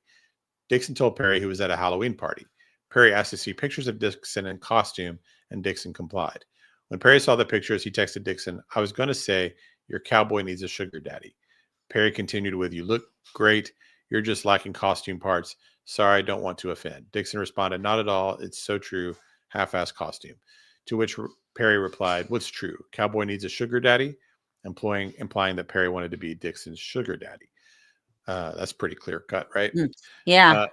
Dixon quickly shut down these comments by reiterating what he said earlier, that the truth was that he was lacking costume parts. Shortly thereafter, Dixon's boss at Legendary Events called Dixon and told him that Tyler Perry was having another event in Los Angeles and specifically wanted Mr. Dixon to fly from Atlanta to LA to work on the event. Excited for the opportunity to fly to Los Angeles, Dixon was flattered and jumped on the opportunity to meet Tyler Perry again. Shortly after doing the event on November 3rd, defendant Perry sent plaintiff several text messages that he would love to find the plaintiff a job and change the plaintiff's life, insisting that they should make it happen. Perry sent Dixon what turned out to be an ominous warning. "Be careful hanging around me. I cause dreamers to dream bigger. I cause them to not only believe, but do. Then let's make it happen. You're an artist. You have to be fulfilled. Nothing else will suffice." The very next day, defendant Perry sent an email which contained an offer for plaintiff to play the role of Dale in Perry's television series Ruthless. Perry said it was a small role that could get a lot bigger, thereby setting up the first stage in a series of escalating quid pro quo offers. At this point, Dixon did not know that Perry was interested in men or that he was looking for a sexual relationship. Dixon assumed that Tyler Perry was genuinely a caring person who discovered the talent that Dixon always felt he had. Dixon filmed his roles in Ruthless in mid-November and went back to his job as an event staff for Legendary Events. I wonder if this guy even had an acting background. It doesn't sound like if he did, it was very, very limited. It's my understanding he was a struggling actor and writer in Atlanta. Okay. Which is a lot. A lot of people have gone to Atlanta because LA does not have the acting opportunities it used to have. Atlanta tends to have more because Atlanta has worked really hard to have tax breaks and things. So a lot of shows that normally would film in LA are filming in Atlanta. And that all kind of started with The Walking Dead. Yes, it did. And I don't know if you all have heard about Trillis Studios there, but there's another huge community studio that's been built there, and it's just growing by leaps and bounds for actors. But it sounds like to me this guy maybe worked events, and a lot of actors do wait tables, that kind of thing. So it sounds like he was maybe working an event. And that's how he met him the first time. Okay, so I'll get ahead a little bit. He worked for a catering company that the owner was friends with Tyler Perry. Gotcha. And Tyler kept requesting him after he met him at an event. Yeah, that's the part we were just going over. Oh, okay. Yeah, and that's what but it seems like that's what he was doing. And then he specifically requested him again, and then that's how he got into the acting. Bliss is giving us a warning here. This is it just hasn't, at least in this filing, it hasn't really said that he's been a successful actor in any way. That the way that reads. Mm-hmm. If you look at his IMDb, he's been doing stuff for a long time. It didn't look like it to me outside of Tyler Perry. Oh, really? I thought it was all pretty much Tyler Perry stuff. I saw that he was He was probably doing extra work. Well, you typically on IMDb, you don't put extra work on IMDb. Well, that's true. Because it actually hurts your profile. Some people will do it just so that they can. Yeah, because he met a 99, right? Everything's 2020 and beyond. Oh, well, that does. It doesn't mean he didn't do some small independent stuff or whatever, but nothing on his IMDb is before he met Tyler Perry. And with IMDb, though, unless, especially small films and things, unless the actor is putting it on there themselves, many small films and short films, they won't put that stuff on there. Yeah, I know. I'm just So- saying. No, it shows nothing that he's done other than maybe some community theater. And that maybe that's, I feel like I read a bio about him that said that he'd been, I'll tell you why I doubt that he's actually was a working, regularly working actor. It's because this phrase, what did it say? Dixon assumed that Tyler Perry was genuinely a caring person who discovered the talent that Dixon always felt he had. To me, that sounds like the kind of person that's like, I got to mute for a second. I should be an actor. I'm a talented person. If anyone ever just discovered me and gave me the chance, that doesn't sound like somebody that's worked at their craft for a decade. And I don't know. But you might be right. I can reach out to friends in Atlanta and find out, but it's neither here nor there, I guess. That's just that it struck me as, and plus somebody that's worked in the industry, they know that you don't really, you get your gigs through your agents. If he's been around, it should have been a red flag meeting somebody. And it's, would it? You're meeting a superstar and they say, "Hey, we want to give you a role." Yeah. It should have been a red flag. He's naive if he didn't. I would say that I also have heard that Tyler Perry is that kind of person, though. So that will see people and give them opportunities. Maybe I'm just reading it wrong. I don't know anything about this guy. I'm just saying it just struck me this way. Just that wording did. It made me feel like was not a regular. But you might be right. Doesn't really matter, I don't guess. Anyway, so Dixon filmed his roles in Ruthless in mid-November and went back to his job as an event staff for Legendary Events. Approximately 1 month later, Perry bought and gave Dixon a new car because he hated Dixon's Jeep. Dixon was surprised and elated. Dixon had no idea that he was being set up by Perry for extreme dependence. In December of 2019, Dixon was requested to be part of the event staff at another event at Perry's home in Jackson Hole, Wyoming. After that event, Perry started frequently sending text messages, making phone calls, and demanding that Dixon give Perry some attention. On New Year's Eve of 2019, Tyler Perry texted Dixon, "I can't tell you the last time I pumped gas, or went to the supermarket, or flew a commercial, or packed a bag, or had good ass. It was before I was rich." Dixon found these messages to be strange and untowardly coming from someone like Tyler Perry, but being new to the industry, Dixon played along by downplaying the sexual comments and hoping that being around Perry would allow him to showcase his talents as an actor and writer. Soon after Dixon began giving Perry more attention, Perry made his move on Dixon. In January of 2020, just a few months after his first acting gig, Perry invited Plaintiff to his home in Douglasville County, Georgia. Plaintiff showed up to the home hoping that he would be given a chance to befriend Perry and show him how talented an actor Dixon was. At Perry's home, Dixon was served many alcoholic drinks, which Perry also partook in. Dixon felt that Perry was genuinely interested in Dixon's talents as an actor and writer. Perry made no sexual advances at Dixon while they were drinking, and the conversation was friendly. At the end of the night, Perry told Dixon not to drive home. Perry said it was dangerous, and Dixon was too inebriated to drive home. Dixon agreed and was escorted to a separate guest room, not knowing that this was a ruse to allow Perry to assault Dixon. Dixon was tired and did not have pajamas, and so he got into bed only wearing underwear. Before he knew what was happening, Dixon felt someone else slip into bed behind him and start rubbing Dixon's body around his inner thigh in a highly sexual and suggestive manner. Dixon turned around and saw that Tyler Perry was in bed with him. At this point, Dixon's stomach started to turn and he began feeling nauseous. Instinctively, Dixon jumped out of bed and told Tyler Perry that he wasn't that sexual. Tyler Perry ignored the comments and told Dixon to turn around so Perry could see him naked in his underwear. Perry then commented on how beautiful Dixon's body was. Dixon once again told Perry that he was not into sex. Dixon kept informing Perry that he was not into sex in order to keep Perry at bay, while at the same time not insulting the person who was dangling his career in front of him. In response to Dixon's frequent assertions that Dixon was not into sex, Perry started prying further. Perry would send Dixon a text message saying, "I would hope that you would let someone hold you and make love to you. You are missing the best years of your life, my friend. Trust me, I hope you get past that block in your mind soon." Wow. Perry was implying that Dixon would hopefully get past the block in his mind and would let Tyler Perry make love to him. So here's the text to the right that says, "I would hope that you would let someone hold you and make love to you. You are missing the best years of your life, my friend. Trust me, I hope you get past that block in your mind soon." Well, it's not this person, but yes, I want that too. I'm working on it. Therapy is helping. So Wow. he kind of create this, like, I'm not into intimacy kind of as a defense, right? Like, I'm not a sexual being kind of thing. Right. Well, this is really long. So do you think maybe we should just do a whole separate show on this? Because this is really pages and pages and Sure. pages and pages. Because it goes on like this, and the situations get more aggressive. Okay. It's up to Yeah, you. We 'cause would it's go good. for 3 hours. Yeah, so. yeah, we could wrap this up and do this. But anyway, it does give everybody the General the idea. of what's happened there. We can, maybe we can just do this on another live It's sometime. fascinating to It me. is. It really is. And there might be more responses and news that come out, because I'm sure that Tyler Perry's people are going to release statements.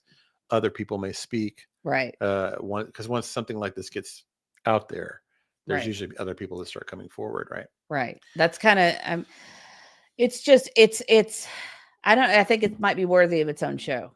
Yeah. Because I think it's kind of fascinating. Yeah. Like I said, our 1 hour to 2 hour Recap recap. is becoming, Yeah, we'll have to definitely focus on 3 or 4 cases each week instead of the 10 or so that we did today. You're muted, Auntie. Auntie, you're muted. Well, Sorry. That just gives you a taste of it. And put a 1 in chat if you'd like us to. That's a great question. Put a 1 in chat if you would like us to do just a deep dive on this. A 2 if you're really not interested, because we want to do what you guys want us to do. And also, if let us know how you like the kind of recap show of just weekly criminal mischief. Right. Yeah. I think I did something weird on the settings because the chat's super slow. It has been. It's been like a delayed reaction to things. GTO guy says taking a break. This isn't interesting to me, Mrs. E. Yeah, I understand. No, I get it.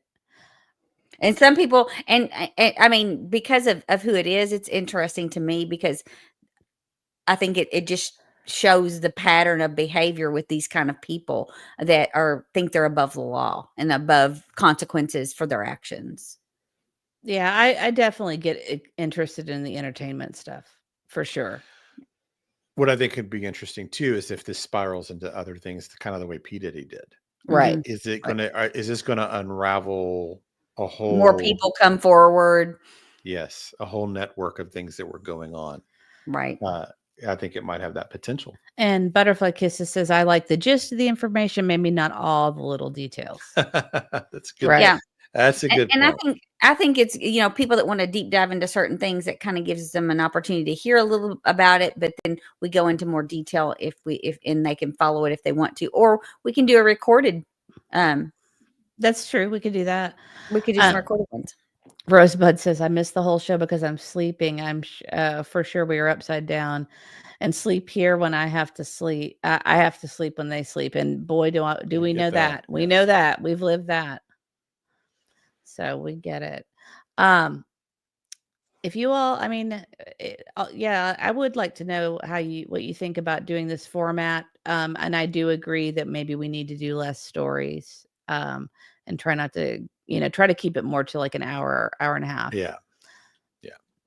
Other than that, we'll shoot for the hour and a half next time. I'll just focus on 3 or 4. We have a lot of ones though that are interested in the story. Yeah. Okay. Well, I mean, I'm definitely interested in it if you guys are up for it. And we are. I'm sorry. If we're interested, let's do it. And we are going to be doing a Sebastian stream in the near future. We've got some things we want to talk about with that. Not that there's really any new information, but we kind of want to look at some old things at a new angle. So we'll be talking about that in the near future. Yeah.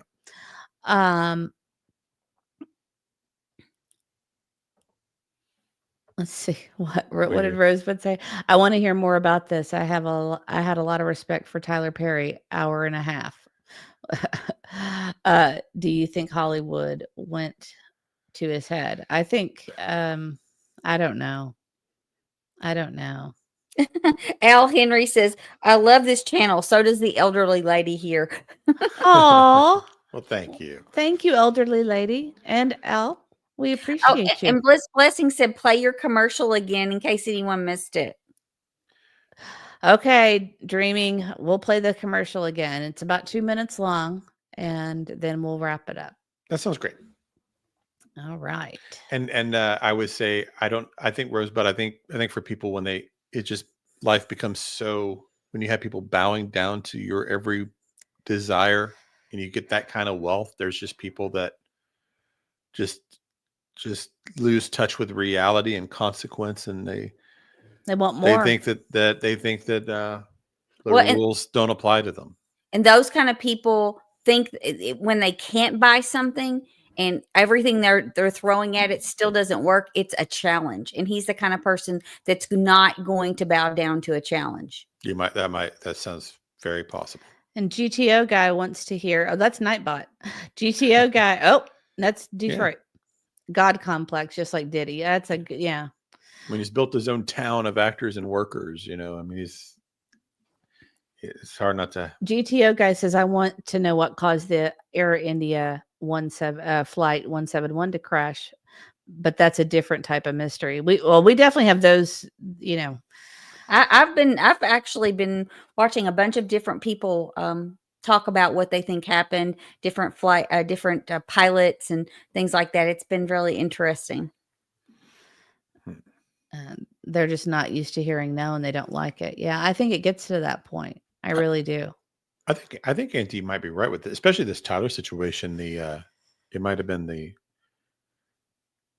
the resistance this guy gave to it when he's not used to having people turn him down for anything. Well, it seems like that's what kept him interested, is because the guy was not interested. Yep. Okay, so we'll just Dreaming didn't get to see it, so I'll just play the commercial again, and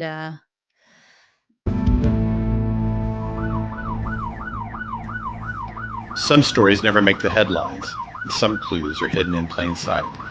Some mysteries are buried in the streets of Nashville itself. For years, we've covered the darkest corners of true crime from behind a screen. But what if you could follow the trail yourself?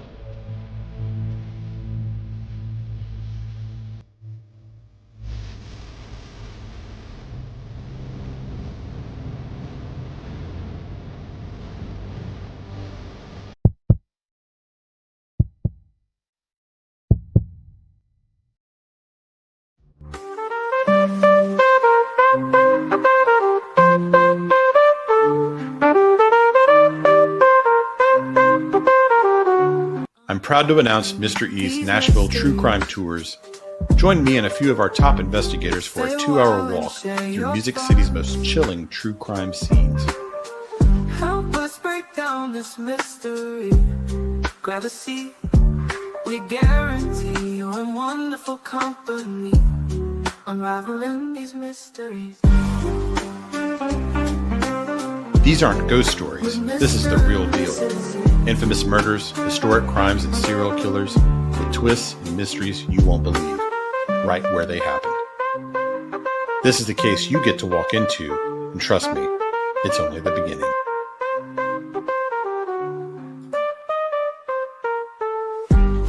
Unraveling these mysteries with Mr. and Mrs. E.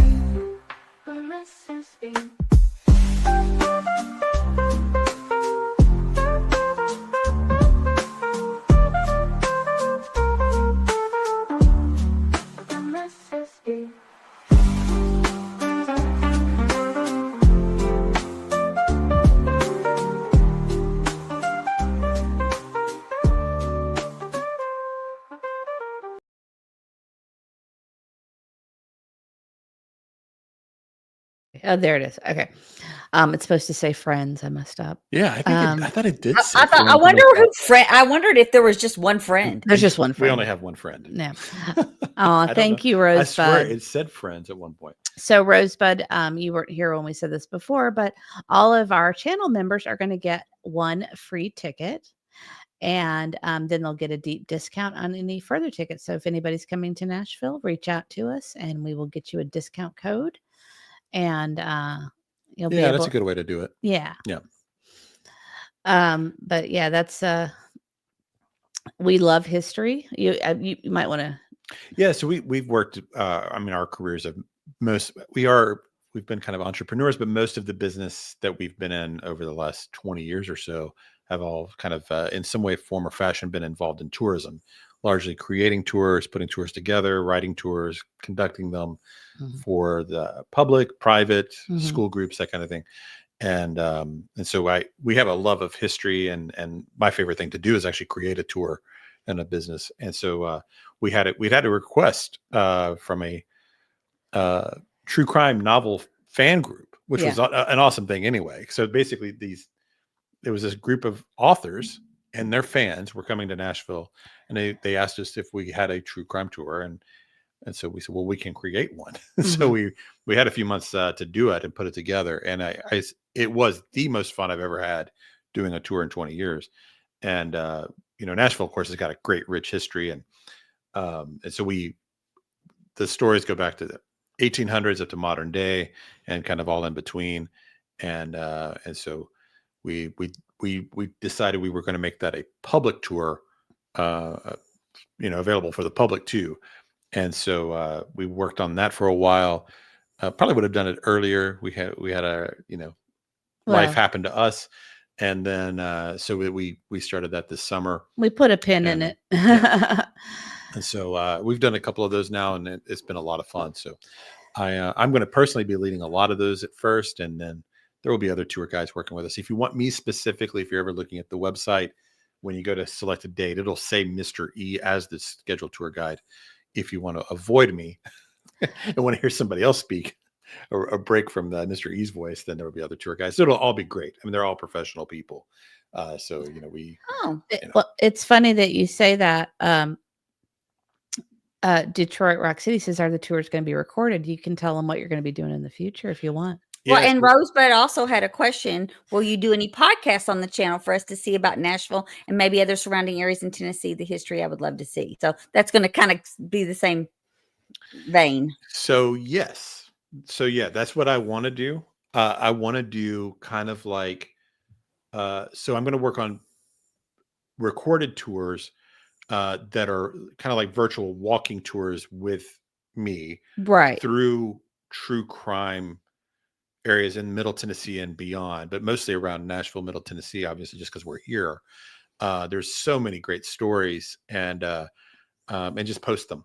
And post them on this channel. Yeah, post them on this channel where you guys will be able to watch essentially take a virtual walking tour of a historic crime, and of course focused on stories that are interesting.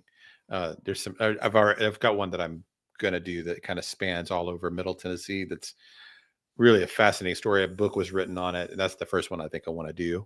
It's a little known story from 1913. Yeah, that's the one I want to do first. But so that's kind of the thinking is we'll do that. Bliss Blessing says, so excited for y'all. Love the Holy Family. Y'all are going to rock this. So happy to see y'all be back on more. And we're going to try to give this channel more attention than we have in the past. As part of the plan too. So we want to do the weekly true crime. And then, like I was saying, I want to do these virtual kind of pre-recorded tours. And then maybe, and then there's other ideas. We've got other ideas for the future that I think you guys are going to like. Yeah. Again, if you didn't hear, if you are a member of the channel, you get a free ticket. So GTO Guy and Shauna, since you're married and you're both members, you guys would have 2 free tickets. So you guys could go on the tour. Is this an alcohol walking tour? Not yet. Not this one. Not yet. There's one I want to do that too. Yeah. But what was I going to say? So, and I was gonna. Oh, and also, if you Dreaming was saying, definitely will sign up. We have uh family in the Nashville area, so we would love to see you there. And if you're going on a tour, I'm going on a tour. So, um, Yeah. Yeah. what I was So, going to say is you'll get a deep discount for your right. additional family members, and it's just kind of a perk we're doing for our members, and that that's just a way to make our membership a little bit more valuable. Yeah. Yeah. And thank you again, Bliss Blessings, for the super chat. And yes, thank you so much. Yeah. If you're coming, make sure I'm your tour guide, because I'd like to meet you. Any of you Yeah, guys, yeah. are you kidding me? Yeah. And GTO guy, if you have a flask, I mean, I guess it could be, Could right? be. Yeah. But you have to be careful in Nashville because they do arrest for that. We see it all the time. They are you technically cannot walk with open container in Nashville, so you have to be inside the bar. An establishment. Yeah. Yes. But that he really has been wanting to share a lot of these stories, and doing the research. These stories are fascinating. He's been wanting to share these for a while with you guys, and we just had not had the right opportunity. With everything going on with our son, we put a pin in this. We'd been thinking about this for quite some time. And well, anyway. Yeah, I think it'll be fun. I think it'll be fun to do, and I think it'll be.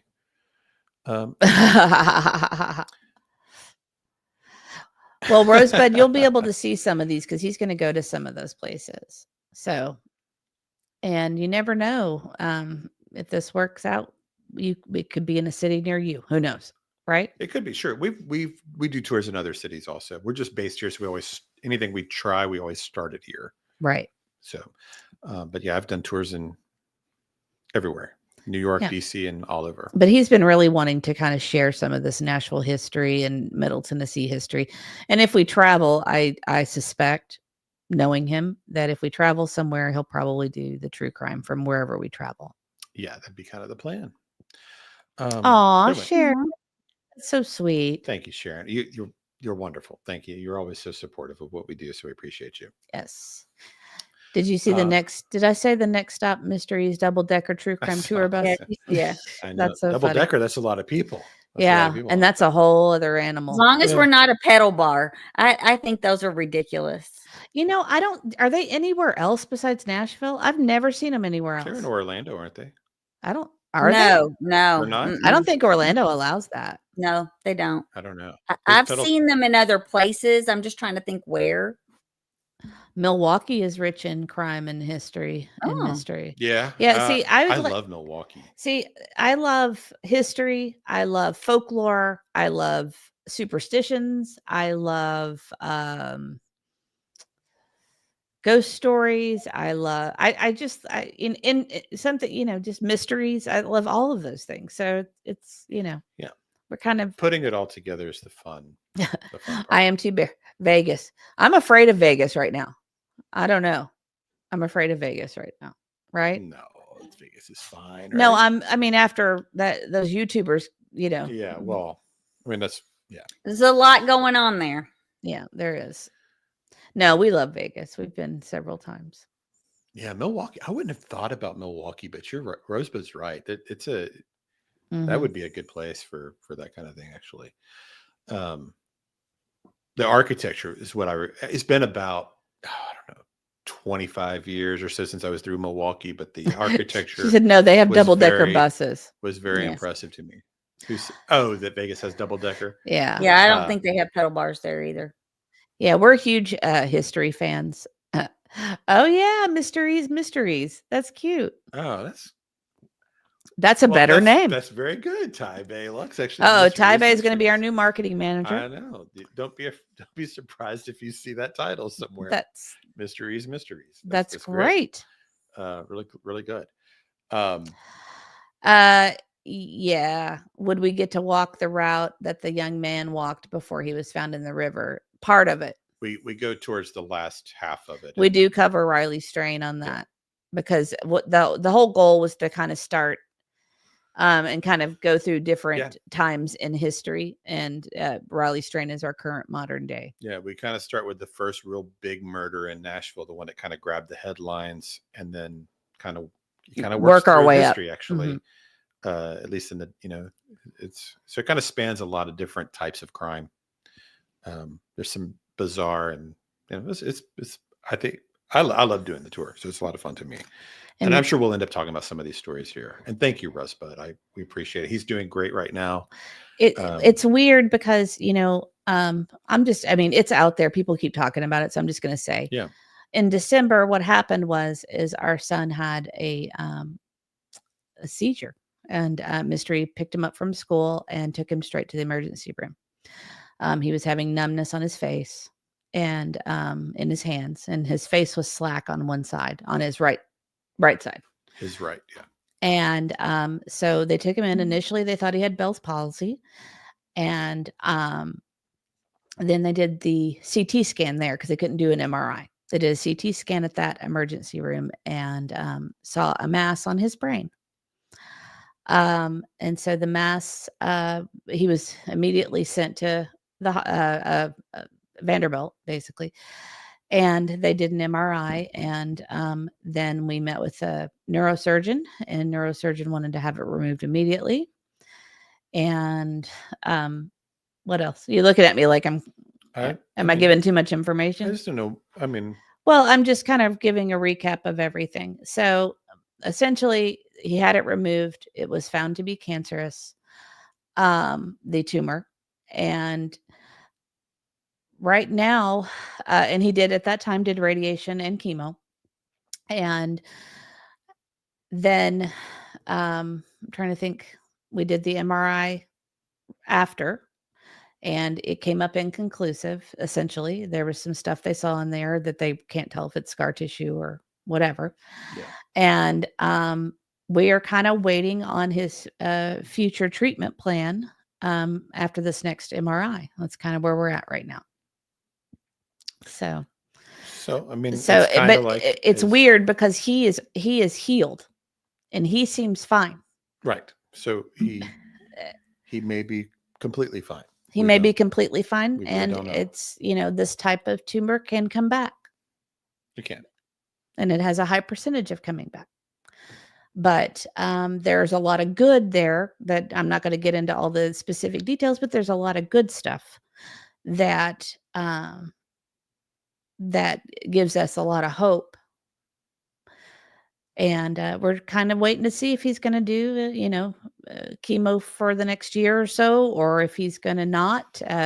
We're just in a holding pattern right now, and we have been for a while. So that's where we are on it. So just to, I feel like people have been kind of hinting at it for a while, and I just wanted to come out and say it. Sure, it's okay. But we do appreciate the prayers. We believe in the power of that. So I do. I know a lot of you have prayed every day for him, actually, and so we appreciate it. But for right now, that's great to know, Shauna. Yeah, I just saw that. And that's wonderful. Stopped me in my tracks there. So Shauna says my uncle is a 45-year plus brain tumor survivor. He was supposedly aggressive. Yeah. So, well, that's wonderful. That's wonderful. And we are doing alternative treatments too. And that's part of, we're working with our doctor on the alternative treatments and things. And she said the cancer was supposedly aggressive and not a good one to have, but he is still here today. So that's so great to hear. See, that's the thing is you don't hear the good stuff. When you look this up, this particular tumor type, when you look it up, you do not. They don't have all these great stories. No, you don't have the great stories. You have all the bad. And it's been a very, very difficult time for our family. It has been. So sorry, I'm gonna stop. Well, and Tabe Luck said the watch and wait is so hard. I'm in it now. Brain tumor and no treatment yet. Sending you all love and prayers. So prayers for you too, that you get a treatment plan and get cured very soon. Right. Well, thank you very much. But he is feeling great now and doing well, and we just are optimistic about the outcome. Yeah. Yeah. I think that's the thing. It's kind of, yeah. We're getting through it. And everybody keeps asking if he's doing well. He's doing great. You wouldn't even know. Yeah. You wouldn't know. He's doing great. Especially if you ask him. If you ask him, Yeah. he's 100% believes he's healed and he's moving forward with his life. That's how he feels. That's where he's at. We're the ones that worry. Yeah, we're the ones that sit and worry Yeah. all the time. And I often, I don't know if you guys know this, but our daughter had leukemia a few years ago, and she was in terrible, terrible pain. Yeah. And it was very different with her because she was in so much pain. We were. It's hard to explain. It was. Can you help me articulate what I'm trying to say? It was just that there really weren't any decisions to make.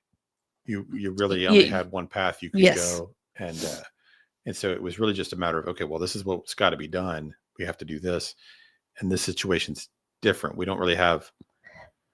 The path is not obvious. The path is not obvious. There's more decisions to make about things. Yes. That's why it's and it's been very hard, and we've prayed a lot for guidance and just so that we're making the right choices. Yeah. But he's kind of inspired us to kind of keep moving forward, because we since Christmas have been kind of in a holding pattern ourselves. And so he's been very positive, and it's really inspired us to continue on. And he's very supportive of us doing this. So we just kind of feel like, we've got to stop trying to, I wouldn't say sit around being depressed about it, but because we have our life is dwelling on it, not dwelling on moving forward. All that does no good. Exactly. So we're just trying to keep moving forward. And right now we're in a holding pattern. There's not a lot we can do. So we had a little extra time. So we thought we would do a Friday afternoon live. Live every moment and love every day. Yes, exactly. And that was, I love what Dreaming in Blue Sky put. Will you read it? Dreaming says, God is the great physician and has the final say. We continue to pray for complete healing. Thank you so much. We appreciate it. And Dreaming of Blue Skies has been very supportive. Real Me Too as well. Dreaming of Blue Skies and her husband actually did a fast for our son, praying fast for him during the first set of results. And actually, at the time, the results were devastating, but there was actually a lot of good in the results that we didn't realize at the time. So I do believe your all's prayers really helped with that. So even though it was a cancer diagnosis, it could have been a lot worse, and we are counting our blessings. Yeah, Rosebud says the kids always come out smiling and happy after episodes of things like this. The moms are the wreck and the dads stay. No kidding. Yeah, that's the truth. No kidding. It's affected us in a lot of ways. So, you wonder why the show has kind of been on the back burner, and we miss a lot. There's been a lot going on since Christmas. So yeah, a lot. Yeah. So we're just trying to kind of get back focused on other things. Trying to and enjoying it. Yeah, and enjoying it. Yeah. Well, I think it's probably time to wrap it up. I didn't mean to bring you guys down. Maybe we should do a fun song. Maybe we should do a super chat song for our super chat. Well, we did have some come in. Yes. Did we thank Bliss Blessings for hers? Yes, we thanked her, but we didn't thank her with a song. So let's thank her with a song.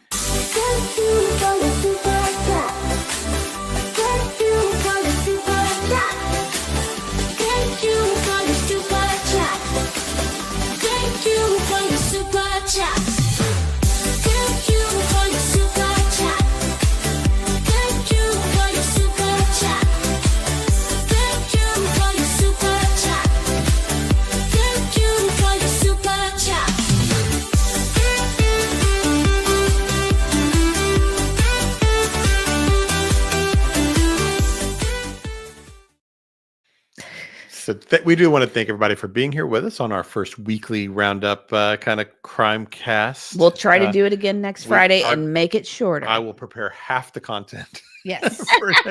for next week. I did not realize how much we would talk about each case, I think, once we got into them. So I've learned my lesson there. We'll do more like 3 or 4 next time. Yes. Or do much quicker recaps and don't discuss. And I'd rather we do Tyler Perry. We're going to do it as its own thing. If we're going to all 3 be here, we may as well discuss. Well, it can be just you. I'm fine with that. I know. If it were just me, it would probably, there wouldn't be a back and forth and a discussion and all that. But I think I like the discussion. I like talking about where the case is, Right. kind of just the outside of the headlines. Right. I like to do that. So, but thank you so much for all of the support and hanging with us all afternoon. I promise we're going to try to do a shorter version next Friday, but we're going to try to keep it to Friday. We're just going to try to get better at it. We're going to try to get better at it. And Friday's going to be the goal. Do those in the afternoon or mornings at least. And then live streaming, we're going to try to live stream on, I think we decided Tuesday nights, right? Tuesday, I think we said. We're going to try to start doing deep dives on Tuesdays and then doing a weekly recap on Fridays during the day. So Tuesday nights, Friday days right now. Right. So, and then I'm going to work on, as I have time, I'm going to work on some more of some more videos, like just videos. Yeah. So awesome. But thank you, everybody. Thank you so much for being here. And unless you got anything else, Mrs. E or Auntie? No, well, thank you so much for joining us. And if you haven't hit that like button, please do so. It does help us with the algorithm. And if you haven't subscribed, we'd appreciate that too. And sharing is caring. So if you would like to share this with your friends, we would really appreciate it. And I am Two Bear says I left for 2 hours. Was shocked you were still on LOL. I'll rewatch. That's so funny. Oh, Detroit, thank you so much. Thank you, Detroit City. We are all here for you. Much love and consistent prayers for your son and family. Thank you so much. Thank you to Shauna. Thank you for all you guys who stuck with us from the beginning to now. And Sharon says it was fine. Everyone was engaged in chat. Well, we love you guys. And Ty Bay, if you want to email me, I can tell you about some of the alternative treatments that we are doing for our son that might help you as well. Yes. Always happy to talk to people about this. Rosebud. Well, we like you too. You're so fierce with that. I know it's Wonder Woman, but I love that. I love that so much. And Dreaming of Blue Skies, we love you too. Al, it'll probably be what? Yeah, we are Eastern. No, you're Eastern. We're Central. Oh, I'm sorry. I'm Eastern. They're Central.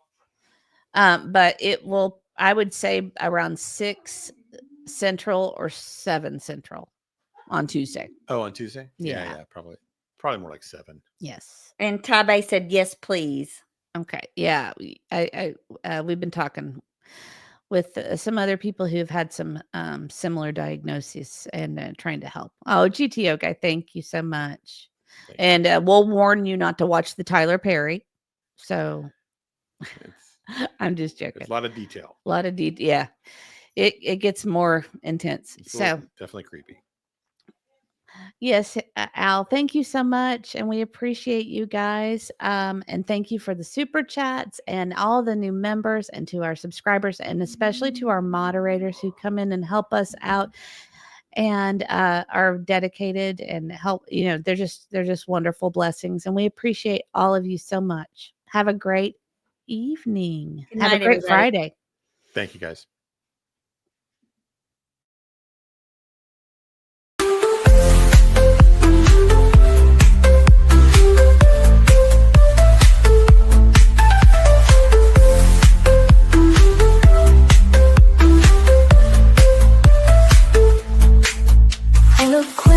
Intelligent, keeping the missing relevant with Mr. E, Mrs. E. Let's not forget the sweet and E, and of course the best Grandy, unraveling these mysteries. Stay a while and share your thoughts. Help us break down this mystery. Grab a seat, we guarantee you're in wonderful